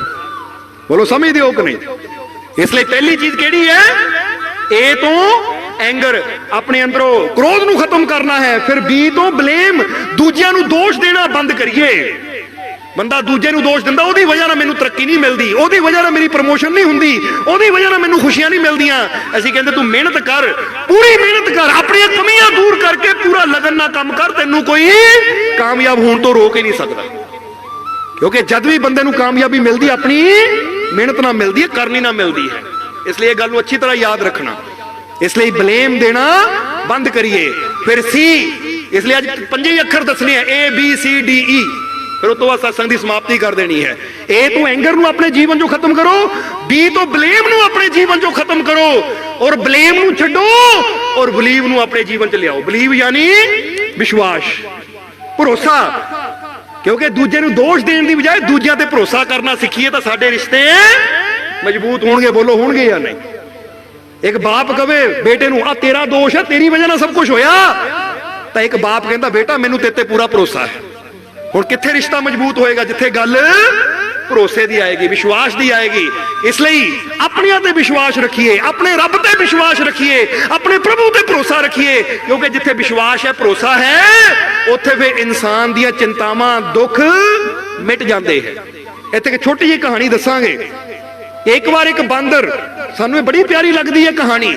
एक बार एक बांदर, एक छोटा जिहा बाग है पेड़ां दा, जिथे पेड़ ही पेड़ है, पर कुदरत रब दी कि पतझड़ होण करके सारे पत्ते झड़े हुए हैं। पतझड़ दा महीना सी, पेड़ां दे सारे पत्ते, सारे फुੱਲ, सारे फल झड़े हुए सी, खाली टहनियां सी। एक बांदर पेड़ ते बैठा है कि अचानक जोर दी हवा आई और पेड़ां दी टहनियां हिलण लग गईयां। तां बांदर ने हस के पुछया पेड़ां नूं, ओ पेड़ो नचदे क्यों? ना तो तुहाडे ते कोई पत्ता है, ना तुहाडे ते कोई फुੱਲ है, ना तुहाडे ते कोई फल है, और तुसीं एवें झूमण लगे हो, झूम रहे हो, नच रहे हो, क्यों? तां पेड़ां ने एक गल कही बांदर नूं, कहंदे ऐ बांदर ठीक है, साडे ते कोई पत्ता नहीं है, साडियां टहनियां खाली है, साडे ते कोई फल नहीं है, साडियां टहनियां खाली है, साडे ते कोई फुੱਲ नहीं है, साडियां टहनियां खाली है। ठीक है कि साडे ते ना फल है, ना फुੱਲ है, ना पत्ते है, साडियां टहनियां खाली है, फिर भी असीं नच रहे हैं। पता क्यों? बांदर कहंदा क्यों? कहंदा ओ देख उधर। किधर इशारा किया पेड़ ने? कहंदा उधर देख। जदों बांदर ने देखिया तो की देखिया? सामने वो बाग दा माली बैठा होया है। वो पेड़ कहंदे देख ओ माली है ना, वो आपे ही साडियां जड़ां च पानी पा के, खाद पा के सानू हरा भरा कर देगा। ਉਹਦੇ ਹੁੰਦਿਆਂ ਸਾਨੂੰ ਕਾਦੀ ਫਿਕਰ? ਉਹ ਮਾਲੀ ਦੇ ਹੁੰਦਿਆਂ ਕਾਦੀ चिंता? ਹੁਣ ਇਸੇ ਤਰ੍ਹਾਂ ਇਹਨੂੰ ਕਹਿੰਦੇ ਵਿਸ਼ਵਾਸ। ठीक है जी, अज तुहाडे जीवन च दुख है, चिंतावां है, परेशानियां है, बंदा कहंदा मेरे जीवन के बूटे ते फल फुੱਲ है नहीं, मेरे जीवन के बूटे ते हरे पत्ते है नहीं, खुशियां दे पत्ते है नहीं, खुशियां दे फल फुੱਲ है नहीं मेरे जीवन च खुशियां। पर फिर भी असीं कहंदे तुसीं मुस्कुराओ, हसो, पर हस हो ही सकदा, मुस्कुरा कौन सकदा? जेड़ा कहंदा है ठीक है मेरे जीवन च खुशियां है नहीं, पर वो देख बैठा मेरा सतगुरु, मेरा मुर्शद, मैनू यकीन है वो अपनी रहमत दे पानी नाल मेरे जीवन ते बूटे ते खुशियां दे फल फुੱਲ जरूर लियाएगा। हुण जिहनूं पता है कि बाग नूं पता है ना, कहंदे ना ओ बाग ते कदे ना उजड़े जिस बाग दा मुर्शद माली हूं, ओ बाग ते कदे ना उजड़े जिस बाग दा मुर्शद माली हूं, इश्क दा रंग चढ़ावे रूह नूं जू मेहंदी विच लाली हूं। सुल्तान बाहू कहंदे ओ बाग कदी उजड़े नहीं सकदा जिहदा माली ओ सतगुर मुर्शद होवे। इसलिए देखो कि मेरे जीवन दा माली कौन है। जे मेरा ये जीवन एक पेड़ है, एक पौधा है, तो जे तां इहदा माली चंगा है, समझदार है, अच्छा है, ज्ञानवान है, तो फिर मैनू फिक्र करने की लोड़ नहीं, क्योंकि जीवन के पौधे नूं ओह रहमत दा जल पा के आप ही हरा भरा कर देगा। जिदा मुहम्मद बख्श जी ने कहा है ना कि रहमत दा मीं पा खुदाया, बाग सुक्का कर हरिया, बूटा आस उम्मीद मेरी दा कर दे हरिया भरिया। वो कहंदे हुण अपनी रहमत दा मीं बरसा दे मेरे खुदा, मेरे रब, मेरे मालिक, ताकि मेरे जीवन दा बूटा भी हरिया हो जावे। हुण जिद्दां बांदर ने कहा ओए फल है नहीं, फुੱਲ है नहीं, तुसीं नच क्यों रहे हो? वो कहंदे इसलिए नच रहे हैं क्योंकि फल फुੱਲ बेशक ना है, पर वो माली तो है ना संभाल करने वाला। हुण असीं भी कह सकते हैं कि बेशक साडे जीवन च दुख है, परेशानियां है, पर असीं परवाह नहीं करते, क्योंकि साडे सिर ते साडा मुर्शद है, ओहदा हथ साडे सिर ते है, ते जे मुर्शद साडे नाल है तो साडे जीवन दे बूटे च भी बहार जरूर आएगी। ये विश्वास हुंदा है। इसलिए इहनूं कहंदे है कि दूजे नूं ब्लेम देना बंद करिए, अपने अंदर बिलीव ले आइए, विश्वास ले आइए अपने मुर्शद के प्रति। कि दुनिया नूं दोष क्यों देवां? बंदा कहंदा ओहदी वजह नाल दुखी, ओ मैं उहनूं नहीं देखदा जिहदी वजह नाल दुखी, मैं देखदा अपने मुर्शद नूं जिहदी वजह नाल मैं सुखी होना है, जिहदी वजह नाल मैं कामयाब होना है। जिद्दां कहंदे है ना कि धक्के देण वाले बेशक लखां ही होण, पर जे वो संभालण वाला है ना तो फिर मैं गिर नहीं सकदा, क्योंकि ਧੱਕੇ ਦੇਣ ਵਾਲੇ ਹਜ਼ਾਰਾਂ ਹੈ, ਪਰ ਸੰਭਾਲਣ ਵਾਲੀ ਜਿਹੜੀ ਸ਼ਕਤੀ ਹੈ ਉਹ ਪ੍ਰਮਾਤਮਾ, ਉਹ ਨਿਰੰਕਾਰ, ਉਹ ਤੋਂ ਬੜਾ ਕੋਈ ਹੋ ਹੀ ਨਹੀਂ ਸਕਦਾ। ਜੇ ਉਹਨਾਂ ਮੇਰੀ ਬਾਹ ਫੜੀ ਹੈ ਤਾਂ ਦੁਨੀਆ ਦੀ ਕੋਈ ਤਾਕਤ ਮੈਨੂੰ ਗਿਰਾ ਨਹੀਂ ਸਕਦੀ। ਇਸ ਲਈ ਇਹ ਚੀਜ਼ ਸਮਝੋ ਕਿ ਅੱਜ ਤੋਂ ਆਪਣੇ ਅੰਦਰੋਂ ਬਲੇਮ ਦੀ ਆਦਤ ਨੂੰ ਛੱਡਣਾ ਹੈ ਔਰ ਬਲੀਵ ਨੂੰ ਆਪਣੇ ਅੰਦਰ ਪੈਦਾ ਕਰਨਾ ਹੈ, ਯਾਨੀ ਦੂਜੇ ਦੀ ਨੁਕਸ ਕੱਢਣਾ, ਦੂਜੇ ਨੂੰ ਦੋਸ਼ ਦੇਣਾ ਬੰਦ ਕਰਨਾ ਹੈ, ਤਾਂ ਆਪਣੇ ਮਾਲਿਕ ਤੇ ਵਿਸ਼ਵਾਸ ਰੱਖਣਾ ਹੈ ਕਿ ਮੇਰਾ ਮਾਲਿਕ ਮੇਰੇ ਨਾਲ ਹੈ। ਫਿਰ ਅੱਗੇ ਆ ਗਈ ਸੀ ਤੇ ਕ੍ਰਿਟਿਸਾਈਜ਼ ਕਰਨਾ ਬੰਦ ਕਰੀਏ। ਕ੍ਰਿਟਿਸਾਈਜ਼ ਦਾ ਮਤਲਬ ਹੁੰਦਾ ਆਲੋਚਨਾ। ਬੰਦਾ ਦੂਜੇ ਦੀ ਨਿੰਦਿਆ ਕਰਦਾ ਹੈ, ਉਹ ਇਦਾਂ ਹੈ, ਉਹ ਉਦਾਂ ਹੈ, ਉਹਨੂੰ ਆ ਨਹੀਂ ਆਂਦਾ, ਉਹਨੂੰ ਉਹ ਨਹੀਂ ਆਂਦਾ। ਕ੍ਰਿਟਿਸਾਈਜ਼ ਨਾ ਕਿਸੇ ਨੂੰ ਕਰੋ। ਬੋਲੋ ਸਮਝਦੇ ਹੋ ਕਿ ਨਹੀਂ? ਹੁਣ ਕ੍ਰਿਟਿਸਾਈਜ਼ ਆਲੋਚਕ, ਜਿਹੜਾ ਦੂਜੇ ਨੂੰ ਐਵੇਂ ਨਿੰਦਦਾ ਰਹਿੰਦਾ ਹੈ, ਦੂਜੇ ਦੀ ਐਵੇਂ ਆਲੋਚਨਾ ਕਰਦਾ ਰਹਿੰਦਾ ਹੈ। ਜਿੱਦਾਂ ਇੱਕ ਵਾਰ ਇੱਕ ਬਾਦਸ਼ਾਹ ਨੇ, ਟਾਈਮ ਜ਼ਿਆਦਾ ਹੋ ਗਿਆ ਨੇ ਤਾਂ ਸਮਝਾਉਣ ਨੂੰ ਤਾਂ ਬਹੁਤ ਕੁਛ ਹੈ, ਪਰ ਇੱਥੇ ਬਾਦਸ਼ਾਹ ਦੀ ਗੱਲ ਦੱਸ ਦਈਏ ਔਰ ਫਿਰ ਸਤਸੰਗ ਨੂੰ ਸਮਾਪਤੀ ਤਰਫ ਲੈ ਕੇ ਚੱਲੀਏ। ਭੁੱਖ ਤਾਂ ਨਹੀਂ ਲੱਗੀ? ਕੋਈ ਗੱਲ ਨਹੀਂ, ਸਾਡੇ ਹਿੱਸੇ ਦਾ ਬਾਅਦ ਚੋਂ ਖਾ ਲਿਓ, ਪਰ ਆਨੰਦ ਲੈਣਾ ਥੋੜਾ ਜਿਹਾ ਸੀ। ਖਾਣਾ ਤਾਂ ਖਾਂਦੇ ਹੀ ਰਹਿੰਦੇ ਆ, ਪਰ ਆਹ ਆਨੰਦ ਕਦੀ ਕਦੀ ਮਿਲਦਾ ਹੈ। ਸੋ ਕਹਿੰਦੇ ਇੱਕ ਵਾਰ ਇੱਕ ਬਾਦਸ਼ਾਹ ਨੇ ਇੱਕ ਰਸਤੇ ਦੇ ਗੱਬੇ ਇੱਕ ਬੜਾ ਪੱਥਰ ਰਖਾ ਦਿੱਤਾ, ਬੜਾ ਪੱਥਰ ਰਖਾ ਦਿੱਤਾ। ਤਾਂ ਇੱਕ ਸੈਨਿਕ ਨੇ ਪੁੱਛਿਆ ਬਾਦਸ਼ਾਹ ਨੂੰ, ਵਜ਼ੀਰ ਨੇ, ਸੈਨਿਕਾਂ ਨੇ, ਕਿ ਮਹਾਰਾਜ ਇਹ ਕਿਉਂ ਰਖਾਇਆ ਹੈ? ਬਾਦਸ਼ਾਹ ਕਹਿੰਦਾ ਮੈਂ ਕੁਝ ਦੇਖਣਾ ਚਾਹੁੰਦਾ ਹਾਂ, ਮੈਂ ਕੁਝ ਦੇਖਣਾ ਚਾਹੁੰਦਾ ਹਾਂ, ਬਸ ਮੈਂ ਕਿਸੇ ਨੂੰ ਤਲਾਸ਼ ਕਰ ਰਿਹਾ ਹਾਂ ਔਰ ਇਹਦੇ ਜ਼ਰੀਏ ਮੈਨੂੰ ਉਹ ਮਿਲਣਾ ਹੈ। ਉਹ ਕਹਿੰਦੇ ਮਹਾਰਾਜ ਕੀ ਮਤਲਬ? ਬਾਦਸ਼ਾਹ ਕਹਿੰਦਾ ਵਕਤ ਆਉਣ ਤੇ ਦੱਸੋ, ਹੁਣ ਚਲੋ। ਔਰ ਇੱਕ ਸੈਨਿਕ ਦੀ ਡਿਊਟੀ ਲਾਤੀ ਸਧਾਰਨ ਕੱਪੜਿਆਂ ਵਿੱਚ ਕਿ ਤੂੰ ਸਧਾਰਨ ਕੱਪੜੇ ਪਾ ਕੇ ਲੋਕੇ ਬਹਿ ਜਾਣਾ ਹੈ ਔਰ ਦੇਖਣਾ ਹੈ ਕਿ ਪੱਥਰ ਰਸਤੇ ਚੋਂ ਹਟਾਉਂਦਾ ਕੌਣ ਹੈ। ਹੁਣ ਕਹਿੰਦੇ ਹੈ ਕਿ ਜਦੋਂ ਪੱਥਰ ਰੱਖਿਆ, ਪਹਿਲਾਂ ਇੱਕ ਆਦਮੀ ਆਇਆ, ਬੜਾ ਅਮੀਰ ਆਦਮੀ, ਪੱਥਰ ਨੂੰ ਦੇਖਿਆ, ਹੈ ਅੱਕੇ ਨਾ ਗੱਬੇ ਪੱਥਰ ਰੱਖ ਦਿੱਤਾ, ਆਣ ਜਾਣ ਵਾਲੇ ਨੂੰ ਦਿੱਕਤ ਹੋਏਗੀ, ਆਣ ਜਾਣ ਵਾਲੇ ਨੂੰ ਪਰੇਸ਼ਾਨੀ ਹੋਏਗੀ, ਕੋਈ ਨਹੀਂ ਮੈਂ ਭੇਜਦਾ ਬਾਦਸ਼ਾਹ ਨੂੰ ਲਿਖ ਕੇ ਸ਼ਿਕਾਇਤ, ਇਹ ਜਿਹੜਾ ਵੀ ਰੱਖਿਆ ਉਹਨੂੰ ਅੰਦਰ ਕਰਾਉਂ, ਉਹਨੂੰ ਬੜੀ ਤੋਂ ਬੜੀ ਸਜ਼ਾ ਦਵਾਉਂ, ਜਿਹੜਾ ਵੀ ਪੱਥਰ ਰੱਖਿਆ। ਏਦਾਂ ਬੜੀਆਂ ਬੜੀਆਂ ਗੱਲਾਂ ਕਰਕੇ ਘੋੜਾ ਲੈ ਕੇ ਚਲਾ ਗਿਆ। ਉਹ ਆਦਮੀ ਸੁਣ ਰਿਹਾ ਸੀ, ਬਾਦਸ਼ਾਹ ਦਾ ਨੇ ਜਿਹੜਾ ਕਿਹਾ ਲੋਕੇ ਬਹਿ ਜਾ, ਤੂੰ ਸੁਣਨਾ ਹੈ। ਥੋੜੀ ਦੇਰ ਬਾਅਦ ਤਿੰਨ ਕੁ ਹੋਰ ਨੌਜਵਾਨ ਆਏ, ਤਿੰਨ ਕੁ ਹੋਰ ਮੁੰਡੇ ਆਏ, ਨੌਜਵਾਨ ਏਦਾਂ ਹੀ ਆਏ। ਉਹ ਕਹਿਣ ਲੱਗੇ ਆ ਪੱਥਰ ਕੌਣ ਰੱਖ ਗਿਆ? ਆ ਕਿਹਨਾਂ ਰੱਖਿਆ ਇੱਥੇ? ਮਜ਼ਾਕ ਉਡਾਉਣ ਲੱਗੇ ਪੱਥਰ ਰੱਖਣ ਵਾਲੇ ਦਾ, ਕਿਹਦਾ ਦਿਮਾਗ ਖਰਾਬ ਹੈ ਜਿਹੜਾ ਇੱਥੇ ਪੱਥਰ ਰੱਖ ਗਿਆ? ਬੜਾ ਬੁਰਾ ਭਲਾ ਉਹਨੂੰ ਕਹਿਣ ਲੱਪੇ, ਗਾਲੀਆਂ ਕੱਢਣ ਲੱਗੇ, ਕਿਉਂਕਿ ਜਿੱਦਾਂ ਹੁੰਦਾ ਹੀ ਆ ਬੰਦਾ, ਬੁਰਾ ਭਲਾ ਬੋਲਣ ਲੱਪੇ, ਗਾਲੀਆਂ ਕੱਢਣ ਲੱਗੇ। ਹੁਣ ਚੰਗੀਆਂ ਗਾਲੀਆਂ ਦਿੱਤੀਆਂ ਔਰ ਫਿਰ ਹੱਸਦੇ ਹੋਏ ਅੱਗੇ ਚਲੇ ਗਏ। ਸੈਨਿਕ ਨੇ ਉਹ ਵੀ ਦੇਖਿਆ। ਫਿਰ ਕਹਿੰਦੇ ਆਖਰ ਥੋੜਾ ਸਮਾਂ ਗੁਜ਼ਰਿਆ ਤਾਂ ਇੱਕ ਹੋਰ ਉੱਥੋਂ ਦੀ ਕਿਸਾਨ ਜਾ ਰਿਹਾ ਸੀ। ਕਿਸਾਨ ਨੇ ਜਦੋਂ ਦੇਖਿਆ ਪੱਥਰ ਨੂੰ, ਕੁਛ ਨਹੀਂ ਬੋਲਿਆ, ਕੁਛ ਨਹੀਂ ਕੀਤਾ, ਇੱਕ ਪਾਸੇ ਹੋਇਆ, ਆਪਣੇ ਕੱਪੜੇ ਯਾਨੀ ਜੋ ਹੱਥ ਕੋਲ ਉਹਦੇ ਸੀ, ਝੋਲੀ, ਸਮਾਨ, ਡੰਡਾ ਇੱਕ ਪਾਸੇ ਰੱਖਿਆ ਔਰ ਆਪਣੀ ਸ਼ਾਲ ਉਤਾਰਿਆ ਔਰ ਜ਼ੋਰ ਲਾਉਣ ਲੱਗਿਆ ਪੱਥਰ ਨੂੰ ਹਟਾਉਣ ਵਿੱਚ। ਪੱਥਰ ਨੂੰ ਹਟਾਉਣ ਵਿੱਚ ਜ਼ੋਰ ਲਾਉਣ ਲੱਗ ਪਿਆ। ਤਾਂ ਜਿੱਦਾਂ ਬਾਦਸ਼ਾਹ ਨੇ ਸੈਨਿਕ ਨੂੰ ਕਿਹਾ ਸੀ ਕਿ ਭੇਸ਼ ਬਦਲ ਕੇ ਉੱਥੇ ਬੈਠਣਾ ਦੇਖਣਾ ਹੈ, ਸੈਨਿਕ ਬਾਹਰ ਨਿਕਲਿਆ ਔਰ ਕਿਸਾਨ ਨੂੰ ਕਹਿਣ ਲੱਗਾ ਉਹ ਛੱਡੋ, ਇੰਨੇ ਲੋਕ ਆਏ, ਉਹਨਾਂ ਨੇ ਨਹੀਂ ਹਟਾਇਆ, ਤੂੰ ਕਿਉਂ ਹਟਾਉਣ ਲੱਗਾ ਹੈ? ਉਹ ਕਹਿੰਦੇ ਜੀ ਉਹਨਾਂ ਦਾ ਤਾਂ ਪਤਾ ਨਹੀਂ, ਪਰ ਇਹ ਪੱਥਰ ਰਸਤੇ 'ਚ ਨਹੀਂ ਹੈ, ਮੇਰੇ ਦਿਲ ਤੇ ਰੱਖ ਹੋਇਆ ਹੈ, ਕਿਉਂਕਿ ਮੈਂ ਦੇਖਦਾ ਕਿ ਆਣ ਜਾਣ ਵਾਲੇ ਨੂੰ ਕਿੰਨੀ ਪਰੇਸ਼ਾਨੀ ਹੋ ਰਹੀ ਹੈ ਔਰ ਇਹ ਚੀਜ਼ ਮੈਂ ਬਰਦਾਸ਼ਤ ਨਹੀਂ ਕਰ ਸਕਦਾ, ਮੈਨੂੰ ਬੋਝ ਲੱਗਦਾ ਹੈ, ਜਦ ਤੱਕ ਇਹ ਪੱਥਰ ਨਹੀਂ ਹਟ ਜਾਣਾ ਮੈਨੂੰ ਚੈਨ ਨਹੀਂ ਆਣੀ। ਇਸ ਲਈ ਮਹਾਰਾਜ ਜੇ ਤਾਂ ਮਦਦ ਕਰ ਸਕਦੇ ਹੋ ਕਰੋ, ਨਹੀਂ ਤਾਂ ਮੈਨੂੰ ਰੋਕੋ ਨਾ, ਮੈਨੂੰ ਕੰਮ ਕਰਨ ਦਿਓ। ਹੁਣ ਸੈਨਿਕ ਨਾਲ ਤਾਂ ਬਾਦਸ਼ਾਹ ਹੁਕਮ ਸੀ, ਚਲਾ ਗਿਆ ਫਿਰ, ਪਰ ਉਹ ਕਿਸਾਨ ਜ਼ੋਰ ਲਾਂਦਾ ਰਿਹਾ, ਪੂਰਾ ਜ਼ੋਰ ਲਾ ਕੇ ਆਖਿਰ ਕਿਸੇ ਤਰ੍ਹਾਂ ਪੱਥਰ ਨੂੰ ਧਕੇਲ ਕੇ ਉਹਨੇ ਇੱਕ ਪਾਸੇ ਕੀਤਾ। ਜਿੱਦਾਂ ਹੀ ਪੱਥਰ ਪਾਸੇ ਕੀਤਾ, ਦੇਖਿਆ ਪੱਥਰ ਦੇ ਥੱਲੇ ਕੀ ਸੀ? ਇੱਕ ਥੈਲੀ ਸੀ ਛੋਟੀ ਜਿਹੀ ਜੋ ਬਾਦਸ਼ਾਹ ਨੇ ਰੱਖੀ ਹੈ। ਜਦੋਂ ਥੈਲੀ ਖੋਲੀ ਤਾਂ ਥੈਲੀ ਦੇ ਵਿੱਚ ਕੋਈ ਸੋਨੇ ਦੀਆਂ ਮੋਹਰਾਂ ਸੀ ਤਾਂ ਨਾਲ ਇੱਕ ਪੱਤਰ ਸੀ, ਚਿੱਠੀ ਸੀ ਬਾਦਸ਼ਾਹ ਦੀ ਕਿ ਜਦੋਂ ਜਿਹੜਾ ਵੀ ਇਹ ਪੱਥਰ ਹਟਾਏਗਾ, ਜਿਹਨੂੰ ਵੀ ਚਿੱਠੀ ਮਿਲੇ ਉਹ ਮੇਰੇ ਕੋਲ ਆ ਜਾਣਾ, ਕਿਉਂਕਿ ਮੈਨੂੰ ਆਪਣੇ ਦਰਬਾਰ ਵਿੱਚ ਇੱਕ ਦਰਬਾਰੀ ਦੀ ਲੋੜ ਹੈ, ਉਹਨੂੰ ਮੈਂ ਆਪਣੇ ਦਰਬਾਰ ਦੀ ਕੁਰਸੀ ਤੇ ਬਿਠਾਉਣਾ ਹੈ। ਹੁਣ ਕਹਿੰਦੇ ਕਿਸਾਨ ਨੇ ਜਦੋਂ ਦੇਖਿਆ ਬੜਾ ਖੁਸ਼ ਹੋਇਆ, ਸੋਨੇ ਦੀਆਂ ਮੋਹਰਾਂ ਵੀ ਮਿਲੀਆਂ ਔਰ ਨਾਲ ਨਾਲ ਬਾਦਸ਼ਾਹ ਦੇ ਕੋਲੋਂ ਪਦਵੀ ਵੀ ਮਿਲ ਗਈ। ਪਰ ਮਿਲੀ ਕਦੋਂ? ਜਦੋਂ ਉਹਦੇ ਅੰਦਰ ਇਹ ਭਾਵਨਾ ਸੀ ਕਿ ਮੈਂ ਉਹ ਕੰਮ ਕਰਨਾ ਹੈ ਕਿ ਜਿਹੜਾ ਚੀਜ਼ ਦੂਜਿਆਂ ਨੂੰ ਤਕਲੀਫ ਦੇ ਰਹੀ ਹੈ, ਜਿਹੜੀ ਦੂਜਿਆਂ ਨੂੰ ਪਰੇਸ਼ਾਨੀ ਦੇ ਰਹੀ ਹੈ, ਉਹ ਪਰੇਸ਼ਾਨੀ ਨੂੰ ਹਟਾਵਾਂ, ਉਹ ਤਕਲੀਫ ਨੂੰ ਹਟਾਵਾਂ। ਔਰ ਜਦੋਂ ਇਨਸਾਨ ਦੂਜਿਆਂ ਦੀ ਤਕਲੀਫ ਹਟਾਉਂਦਾ ਤਾਂ ਉਹਦੇ ਆਪਣੇ ਜੀਵਨ ਦੀ ਤਕਲੀਫ ਸਦਾ ਵਾਸਤੇ ਹਟ ਜਾਂਦੀ ਹੈ। ਹੁਣ ਦੇਖੋ ਕਿਸਾਨ ਨੇ ਹਟਾਈ ਕਿ ਇਹਦੀ ਵਜ੍ਹਾ ਨਾਲ ਕਿੰਨਿਆਂ ਨੂੰ ਪਰੇਸ਼ਾਨੀ ਆਏਗੀ। ਉਹਨੇ ਪੱਥਰ ਹਟਾਇਆ ਤਾਂ ਉਹਦੇ ਜੀਵਨ ਦੀਆਂ ਕਿੰਨੀਆਂ ਤਕਲੀਫਾਂ ਹਟ ਗਈਆਂ, ਗਰੀਬੀ ਹਟ ਗਈ ਕਿਉਂਕਿ ਪੈਸਾ ਮਿਲ ਗਿਆ, ਜੀਵਨ ਦੇ ਦੁੱਖ ਚਿੰਤਾਵਾਂ ਹਟ ਗਈਆਂ ਕਿਉਂਕਿ ਉੱਚੀ ਪਦਵੀ ਮਿਲ ਗਈ। ਇਸੇ ਤਰ੍ਹਾਂ ਯਾਦ ਰੱਖੋ, ਆਲੋਚਨਾ ਸਾਰੇ ਕਰ ਸਕਦੇ ਆ, ਕਿਹਨਾਂ ਰੱਖਿਆ, ਕਿਉਂ ਕੀਤਾ, ਕਿੱਦਾਂ ਕੀਤਾ, ਪਰ ਉਹ ਚੀਜ਼ ਦਾ ਸੁਧਾਰ कोई विरला ही करता है। इसलिए आलोचक ना बनो, आलोचना ना किसी दी करो, निंदिया ना किसी दी करो, क्योंकि निंदिया करने वाला तो जरा ये गल याद रखोगे, गुरुआं ने तो साफ किया कि जेड़ा किसी की निंदिया कर दो तो गंदगी खाण दे बराबर है। इसलिए प्यारे किसी की निंदिया ना कर। इसलिए कहते क्रिटिसाइज करना बंद कर। तो हुण करना की है? क्रिएट करना, क्रिएशन करनी है। क्रिएशन का मतलब हुंदा निर्माता।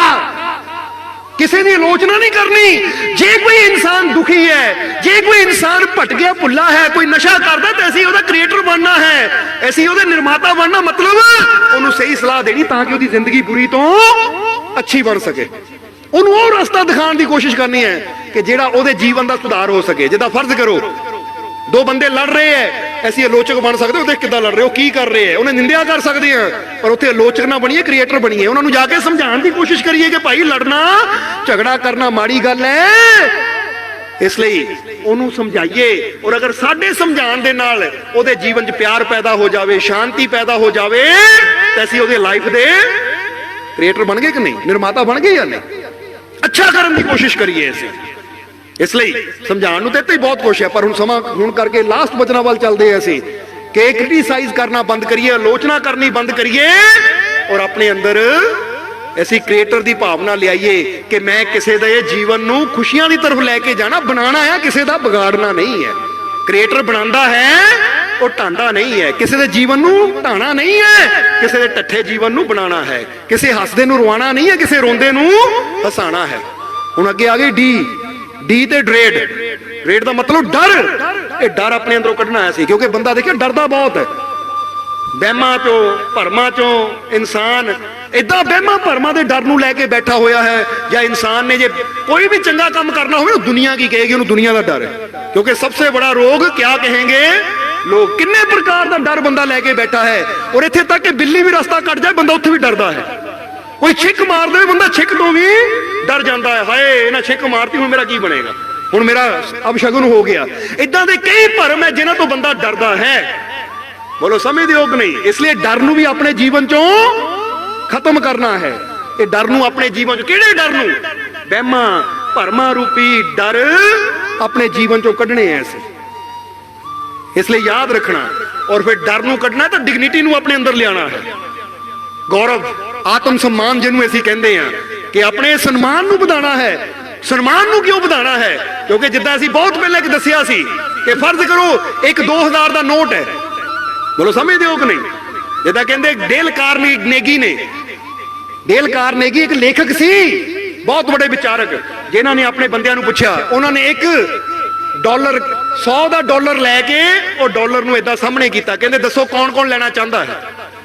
सारे ने कहा 100 डॉलर मैनू चाहिए, मैनू चाहिए। जिदा इत्थे कोई 2000 का नोट पूछे किनू चाहिए, सारे कहना मैनू चाहिए, मैनू चाहिए। उन्होंने जो 100 डॉलर का नोट कढ़िया, किनू चाहिए है, सारे कहते सानू सानू। उन्होंने नोट लैके इदा मसल दिता, कहते हुण दसो नोट किनू चाहिए है। फिर भी उन्होंने कहा सानू चाहिए है, क्योंकि इदा मसलन के नाल भी नोट की कीमत वैल्यू घटी नहीं, रहना तो 100 डॉलर ही है। फिर लोगों ने कहा सानू चाहिए है, उन्होंने नोट नूं फिर जमीन ते रख दिता, कहते हुण धरती ते रख दिता, हुण दसो किहनू चाहिए है, तां भी कहते सानू चाहिए है। उन्होंने नोट उपर मिट्टी पा दी, यानी उत्थे कोई पत्थर पे सी वो रख दिते, हुण किहनू चाहिए है, वो कहते सानू चाहिए है। कार्नेगी ने कहा मैं हाथ च पकड़िया, फिर भी तुसीं कहंदे नोट सानू चाहिए है।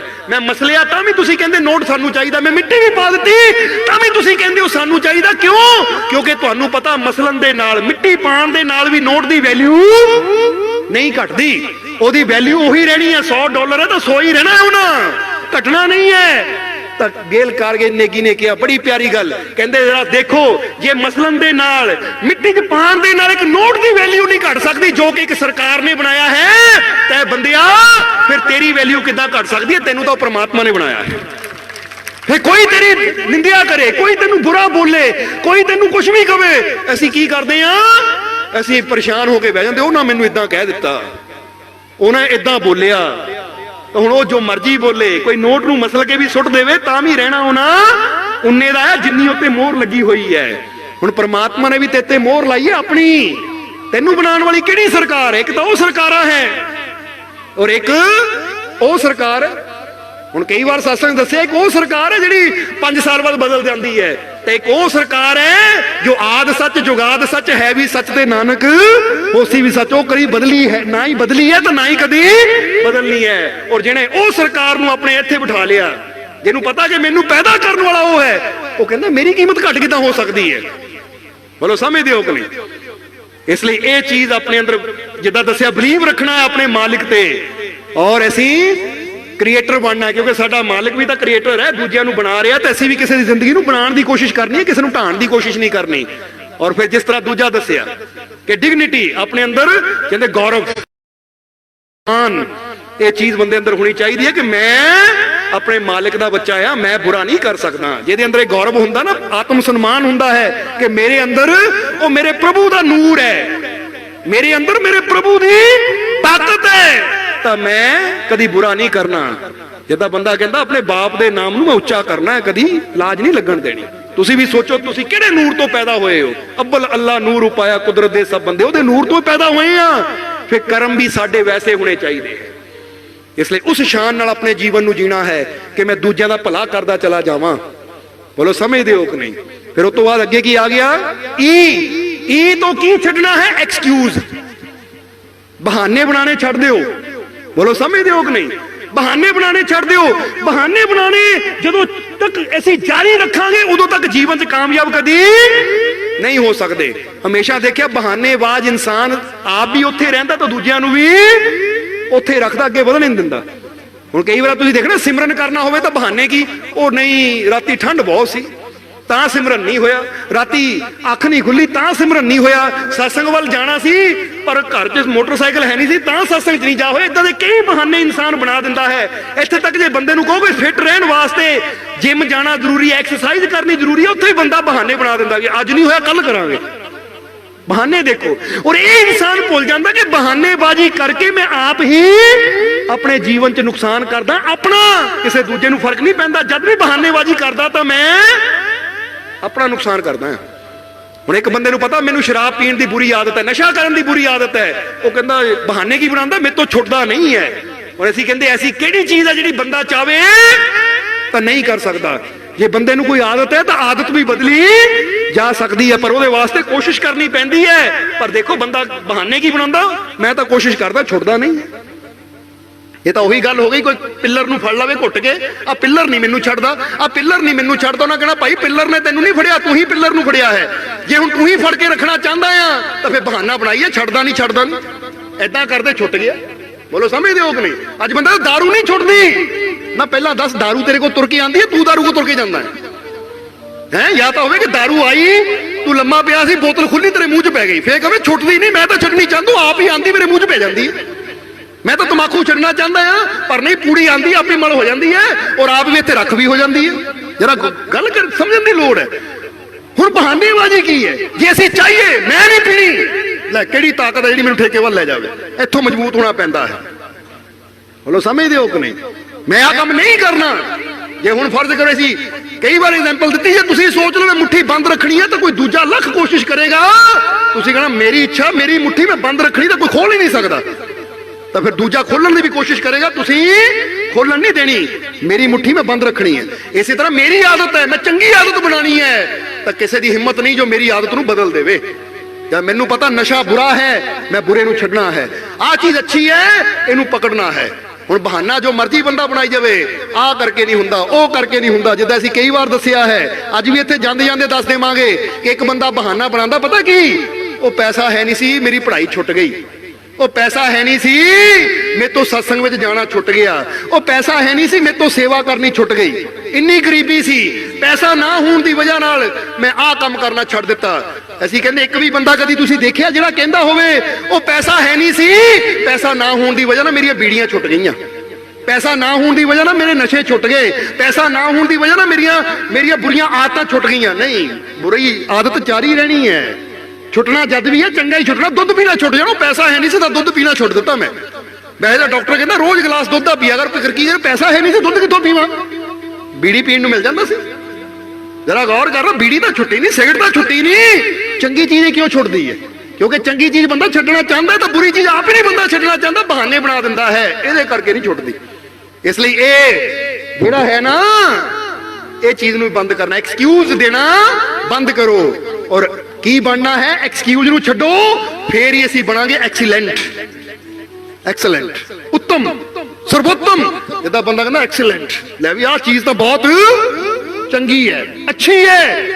ਹੁਣ ਜੇ ਬੰਦਾ ਬਹਾਨੇ ਬਣਾਉਂਦਾ ਰਹੇਗਾ ਤਾਂ ਕਦੀ ਉੱਤਮ ਉਹ ਬਣ ਹੀ ਨਹੀਂ ਸਕਦਾ। ਜਦੋਂ ਐਕਸਲੈਂਟ ਹੋਣਾ ਹੈ ਤਾਂ ਫਿਰ ਇਹਦਾ ਮਤਲਬ ਹੈ ਬਹਾਨੇਬਾਜ਼ੀ ਛੱਡੀਏ ਔਰ ਮਿਹਨਤ ਕਰਨੀ ਸ਼ੁਰੂ ਕਰ ਦਈਏ, ਤਾਂ ਫਿਰ ਆਪਣੇ ਜੀਵਨ 'ਚ ਅਸੀਂ ਸਰਵੋਤਮ ਬਣ ਪਾਵਾਂਗੇ।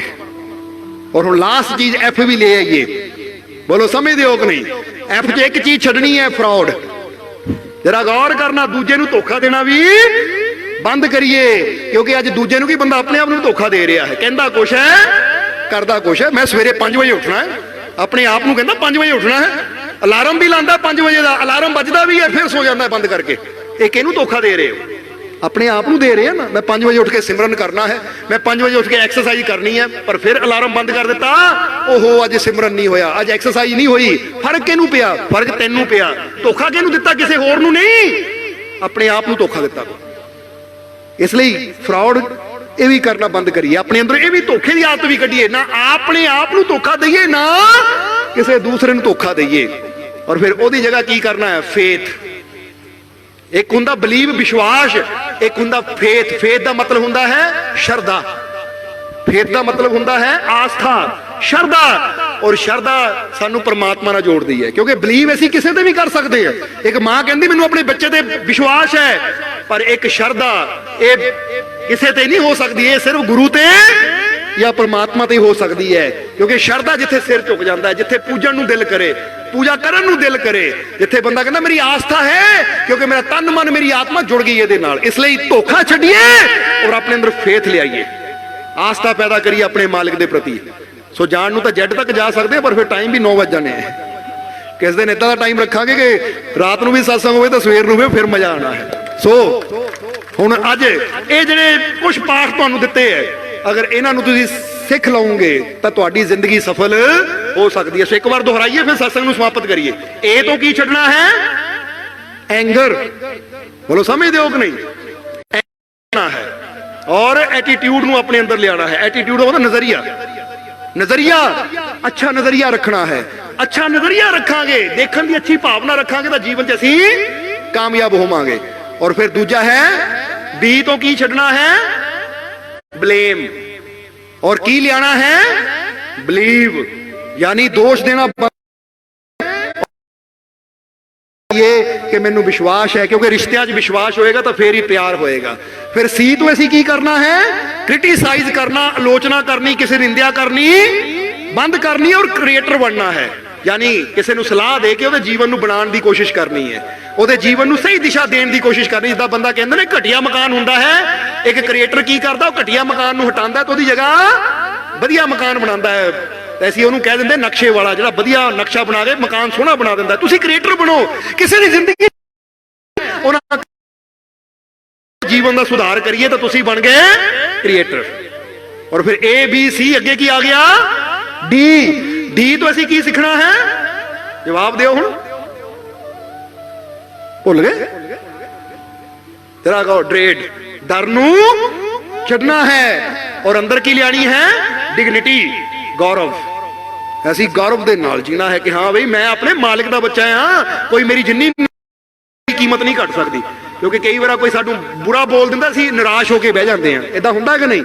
ਉਹਨਾਂ ਮੈਨੂੰ ਬੁਰਾ ਬੋਲਿਆ, ਉਹ ਚਾਹੇ ਬੁਰਾ ਬੋਲੇ, ਮਸਲ ਵੀ ਦੇਵੇ, ਨੋਟ ਨੂੰ ਮਸਲਿਆ ਵੀ ਤਾਂ ਵੀ ਉਹਦੀ ਕੀਮਤ ਨਹੀਂ ਘਟੀ। ਦੁਨੀਆ ਤੁਹਾਨੂੰ ਬੁਰਾ ਵੀ ਬੋਲੀ ਜਾਵੇ ਤਾਂ ਵੀ ਵਿਸ਼ਵਾਸ ਬਣ ਜਾਣਾ, ਕਿਉਂਕਿ ਮੈਂ ਆਪਣੇ ਮਾਲਿਕ ਦੇ ਨੂਰ ਤੋਂ ਪੈਦਾ ਹੋਇਆ ਹੈ, ਮੈਂ ਕਾਮਯਾਬ ਹੋ ਸਕਦਾ ਹਾਂ, ਮੈਂ ਕਰਕੇ ਦਿਖਾ ਸਕਦਾ ਹਾਂ। ਇਹ ਡਿਗਨਿਟੀ ਹੋਣੀ ਚਾਹੀਦੀ ਸਾਡੇ ਅੰਦਰ। ਫਿਰ ਅਗਲਾ ਕੀ ਆ ਗਿਆ? ਈ ਤੋਂ ਕੀ ਛੱਡਣਾ ਹੈ? ਐਕਸਕਿਊਜ਼। ਔਰ ਕੀ ਬਣਨਾ ਹੈ? ਐਕਸਲੈਂਟ। ਐਕਸਕਿਊਜ਼ ਯਾਨੀ ਬਹਾਨੇਬਾਜ਼ੀ ਬੰਦ ਕਰੀਏ। ਅੱਜ ਤੋਂ ਮਿਹਨਤ ਕਰਨੀ, ਜੋ ਸੋਚ ਲਿਆ ਕਿ ਮੈਂ ਕਰਨਾ ਹੈ ਤਾਂ ਕਰਨਾ ਹੈ। ਜੇ ਮੈਂ ਸਤਸੰਗ 'ਚ ਜਾਣਾ, ਜੇ ਮੈਂ ਨਸ਼ਾ ਛੱਡਣਾ ਹੈ ਤਾਂ ਛੱਡਣਾ ਹੈ, ਕ੍ਰੋਧ ਛੱਡਣਾ ਹੈ ਤਾਂ ਛੱਡਣਾ ਹੈ। ਬਹਾਨੇਬਾਜ਼ੀ ਨਹੀਂ, ਉਹਦੇ ਕਰਕੇ ਹੋ ਗਿਆ, ਮੈਂ ਤਾਂ ਛੱਡਣਾ ਸੀ ਉਹਦੇ ਕਰਕੇ ਹੋ ਗਿਆ। ਨਹੀਂ, ਬਹਾਨੇਬਾਜ਼ੀ ਬੰਦ, ਫੇਰ ਹੀ ਅਸੀਂ ਐਕਸਲੈਂਟ ਆਪਣੇ ਜੀਵਨ 'ਚ ਉੱਤਮ ਹੋ ਸਕਦੇ ਹਾਂ। ਔਰ ਫਿਰ ਐਫ ਤੋਂ ਕੀ ਸਿੱਖਣਾ ਹੈ? ਕਿਹੜੀ ਚੀਜ਼ ਬੰਦ ਕਰਨੀ ਹੈ? ਫਰਾਡ ਬੰਦ ਕਰਨਾ, ਧੋਖਾ ਦੇਣਾ ਬੰਦ ਕਰੀਏ। ਤਾਂ ਆਪਣੇ ਅੰਦਰ ਆਪਣੇ ਮਾਲਿਕ ਦੇ ਪ੍ਰਤੀ ਫੇਥ ਲਿਆਈਏ। ਔਰ ਜਿੱਦਾਂ ਦੱਸਿਆ, ਜਿੱਥੇ ਫੇਥ ਹੁੰਦਾ ਹੈ ਨਾ, ਉੱਥੇ ਉਹ ਪੇੜ ਦੀ ਤਰ੍ਹਾਂ ਕਹਿੰਦਾ ਆ ਕਿ ਬੇਸ਼ੱਕ ਮੇਰੇ ਪੱਤੇ ਝੜੇ ਐ, ਮੈਨੂੰ ਪਰਵਾਹ ਨਹੀਂ, ਕਿਉਂਕਿ ਉਹ ਬੈਠਾ ਹੈ ਮੇਰਾ ਮੁਰਸ਼ਿਦ ਰੂਪੀ ਮਾਲੀ। ਉਹ ਐਸਾ ਰਹਿਮਤ ਦਾ ਜਲ ਛਿੜਕਾਏਗਾ ਕਿ ਮੇਰੇ ਜੀਵਨ ਦੇ ਬੂਟੇ ਤੇ ਖੁਸ਼ੀਆਂ ਦੇ ਫੁੱਲ ਫਲ ਲੱਗ ਜਾਣਗੇ, ਬਹਾਰਾਂ ਵੀ ਆ ਜਾਣਗੀਆਂ। ਇਸ ਲਈ ਫੇਥ ਰੱਖੋ ਆਪਣੇ ਮਾਲਿਕ ਤੇ, ਤਾਂ ਤੁਹਾਡੇ ਜੀਵਨ 'ਚ ਖੁਸ਼ੀਆਂ ਵੀ ਜ਼ਰੂਰ ਆਣਗੀਆਂ, ਕੋਈ ਕਮੀ ਨਹੀਂ ਰਹੇਗੀ। ਇਸ ਲਈ ਅੱਜ ਜਿੰਨੇ ਸਬਕ ਦਿੱਤੇ ਨੇ ABCDEF, ਇਹ 6 ਸਬਕ ਦਿੱਤੇ ਆ ਤੁਹਾਨੂੰ, ਅੱਜ ਯਾਦ ਰੱਖਣਾ ਹੈ। ਬੋਲੋ ਰੱਖੋਗੇ ਕਿ ਨਹੀਂ? ਔਰ ਇਹਨੂੰ ਸਮਝਣ ਦੀ ਔਰ ਅਮਲ ਕਰਨ ਦੀ ਕੋਸ਼ਿਸ਼ ਵੀ ਕਰਨੀ ਹੈ, ਫੇਰ ਹੀ ਸਾਡੇ ਜੀਵਨ 'ਚ ਖੁਸ਼ੀਆਂ ਆਣੀਆਂ ਹੈ, ਕਿਉਂਕਿ ਸਾਡੀਆਂ ਕਮੀਆਂ ਦੂਰ ਹੋਣਗੀਆਂ, ਫੇਰ ਹੀ ਸਾਡਾ ਜੀਵਨ ਪੂਰਨ ਹੋਏਗਾ। ਇੱਕ ਬੰਦਾ ਖੀਰ ਖਾਂਦਾ, ਕਹਿੰਦਾ ਮਿੱਠਾ ਹੈ ਨਹੀਂ, ਕਮੀ ਹੈ, ਹੁਣ ਮਿੱਠਾ ਪਾ ਦਿੱਤਾ, ਕਮੀ ਪੂਰੀ ਹੋ ਗਈ, ਖੀਰ ਹੋ ਗਈ ਕੰਪਲੀਟ, ਫਿਰ ਸਵਾਦ ਲੈ ਕੇ ਖਾਂਦੇ ਆ। ਇਸੇ ਤਰ੍ਹਾਂ ਸਾਡੇ ਜੀਵਨ ਦੀਆਂ ਕਮੀਆਂ ਦੂਰ ਹੋਣਗੀਆਂ, ਜਿਹੜੀਆਂ ਕਮੀਆਂ ਹੈ ਉਹਨਾਂ ਨੂੰ ਪੂਰਾ ਕਰਾਂਗੇ ਤਾਂ ਸਾਡਾ ਜੀਵਨ ਵੀ ਸਫਲ ਹੋ ਜਾਏਗਾ। ਔਰ ਜਦੋਂ ਜੀਵਨ ਸਫਲ ਹੈ ਤਾਂ ਫੇਰ ਹੀ ਆਨੰਦਮय ਜੀਵਨ ਜੀ ਕੇ ਅਸੀਂ ਕਹਿ ਸਕਦੇ ਹਾਂ ਕਿ ਜੇ ਜਨਮ ਤੁਮਾਰੇ ਲੱਗ ਗਿਆ, ਜਨਮ ਉਹਦੇ ਲਿਖੇ। ਸੋ ਆਓ ਉਹ ਕਰਨੀ ਕਰੀਏ ਜੋ ਸਾਡੇ ਜੀਵਨ ਨੂੰ ਸਫਲ ਬਣਾਵੇ, ਸਾਨੂੰ ਮਾਲਿਕ ਨਾਲ ਜੋੜੇ, ਔਰ ਸਾਡਾ ਇਹ ਜਨਮ, ਇਹ ਸਾਡਾ ਜੀਵਨ ਆਨੰਦਮय ਹੋ ਜਾਵੇ। ਇਸ ਲਈ ਆਓ ਆਨੰਦਮय ਕਰਨ ਵਾਸਤੇ ਇਹਨਾਂ ਵਚਨਾਂ ਨੂੰ ਸਮਝੀਏ, ਇਹਨਾਂ ਤੇ ਚੱਲੀਏ, ਔਰ ਮਾਲਕ ਦੇ ਘਰ ਦੀਆਂ ਰਹਿਮਤਾਂ ਪ੍ਰਾਪਤ ਕਰਕੇ ਆਪਣਾ ਜੀਵਨ ਸਫਲ ਬਣਾਈਏ। ਔਰ ਹੁਣ ਇਹਨਾਂ ਵਚਨਾਂ ਦੇ ਨਾਲ ਹੀ ਅਸੀਂ ਅੱਜ ਦੇ ਸਤਸੰਗ ਦੀ ਸਮਾਪਤੀ ਕਰਾਂਗੇ।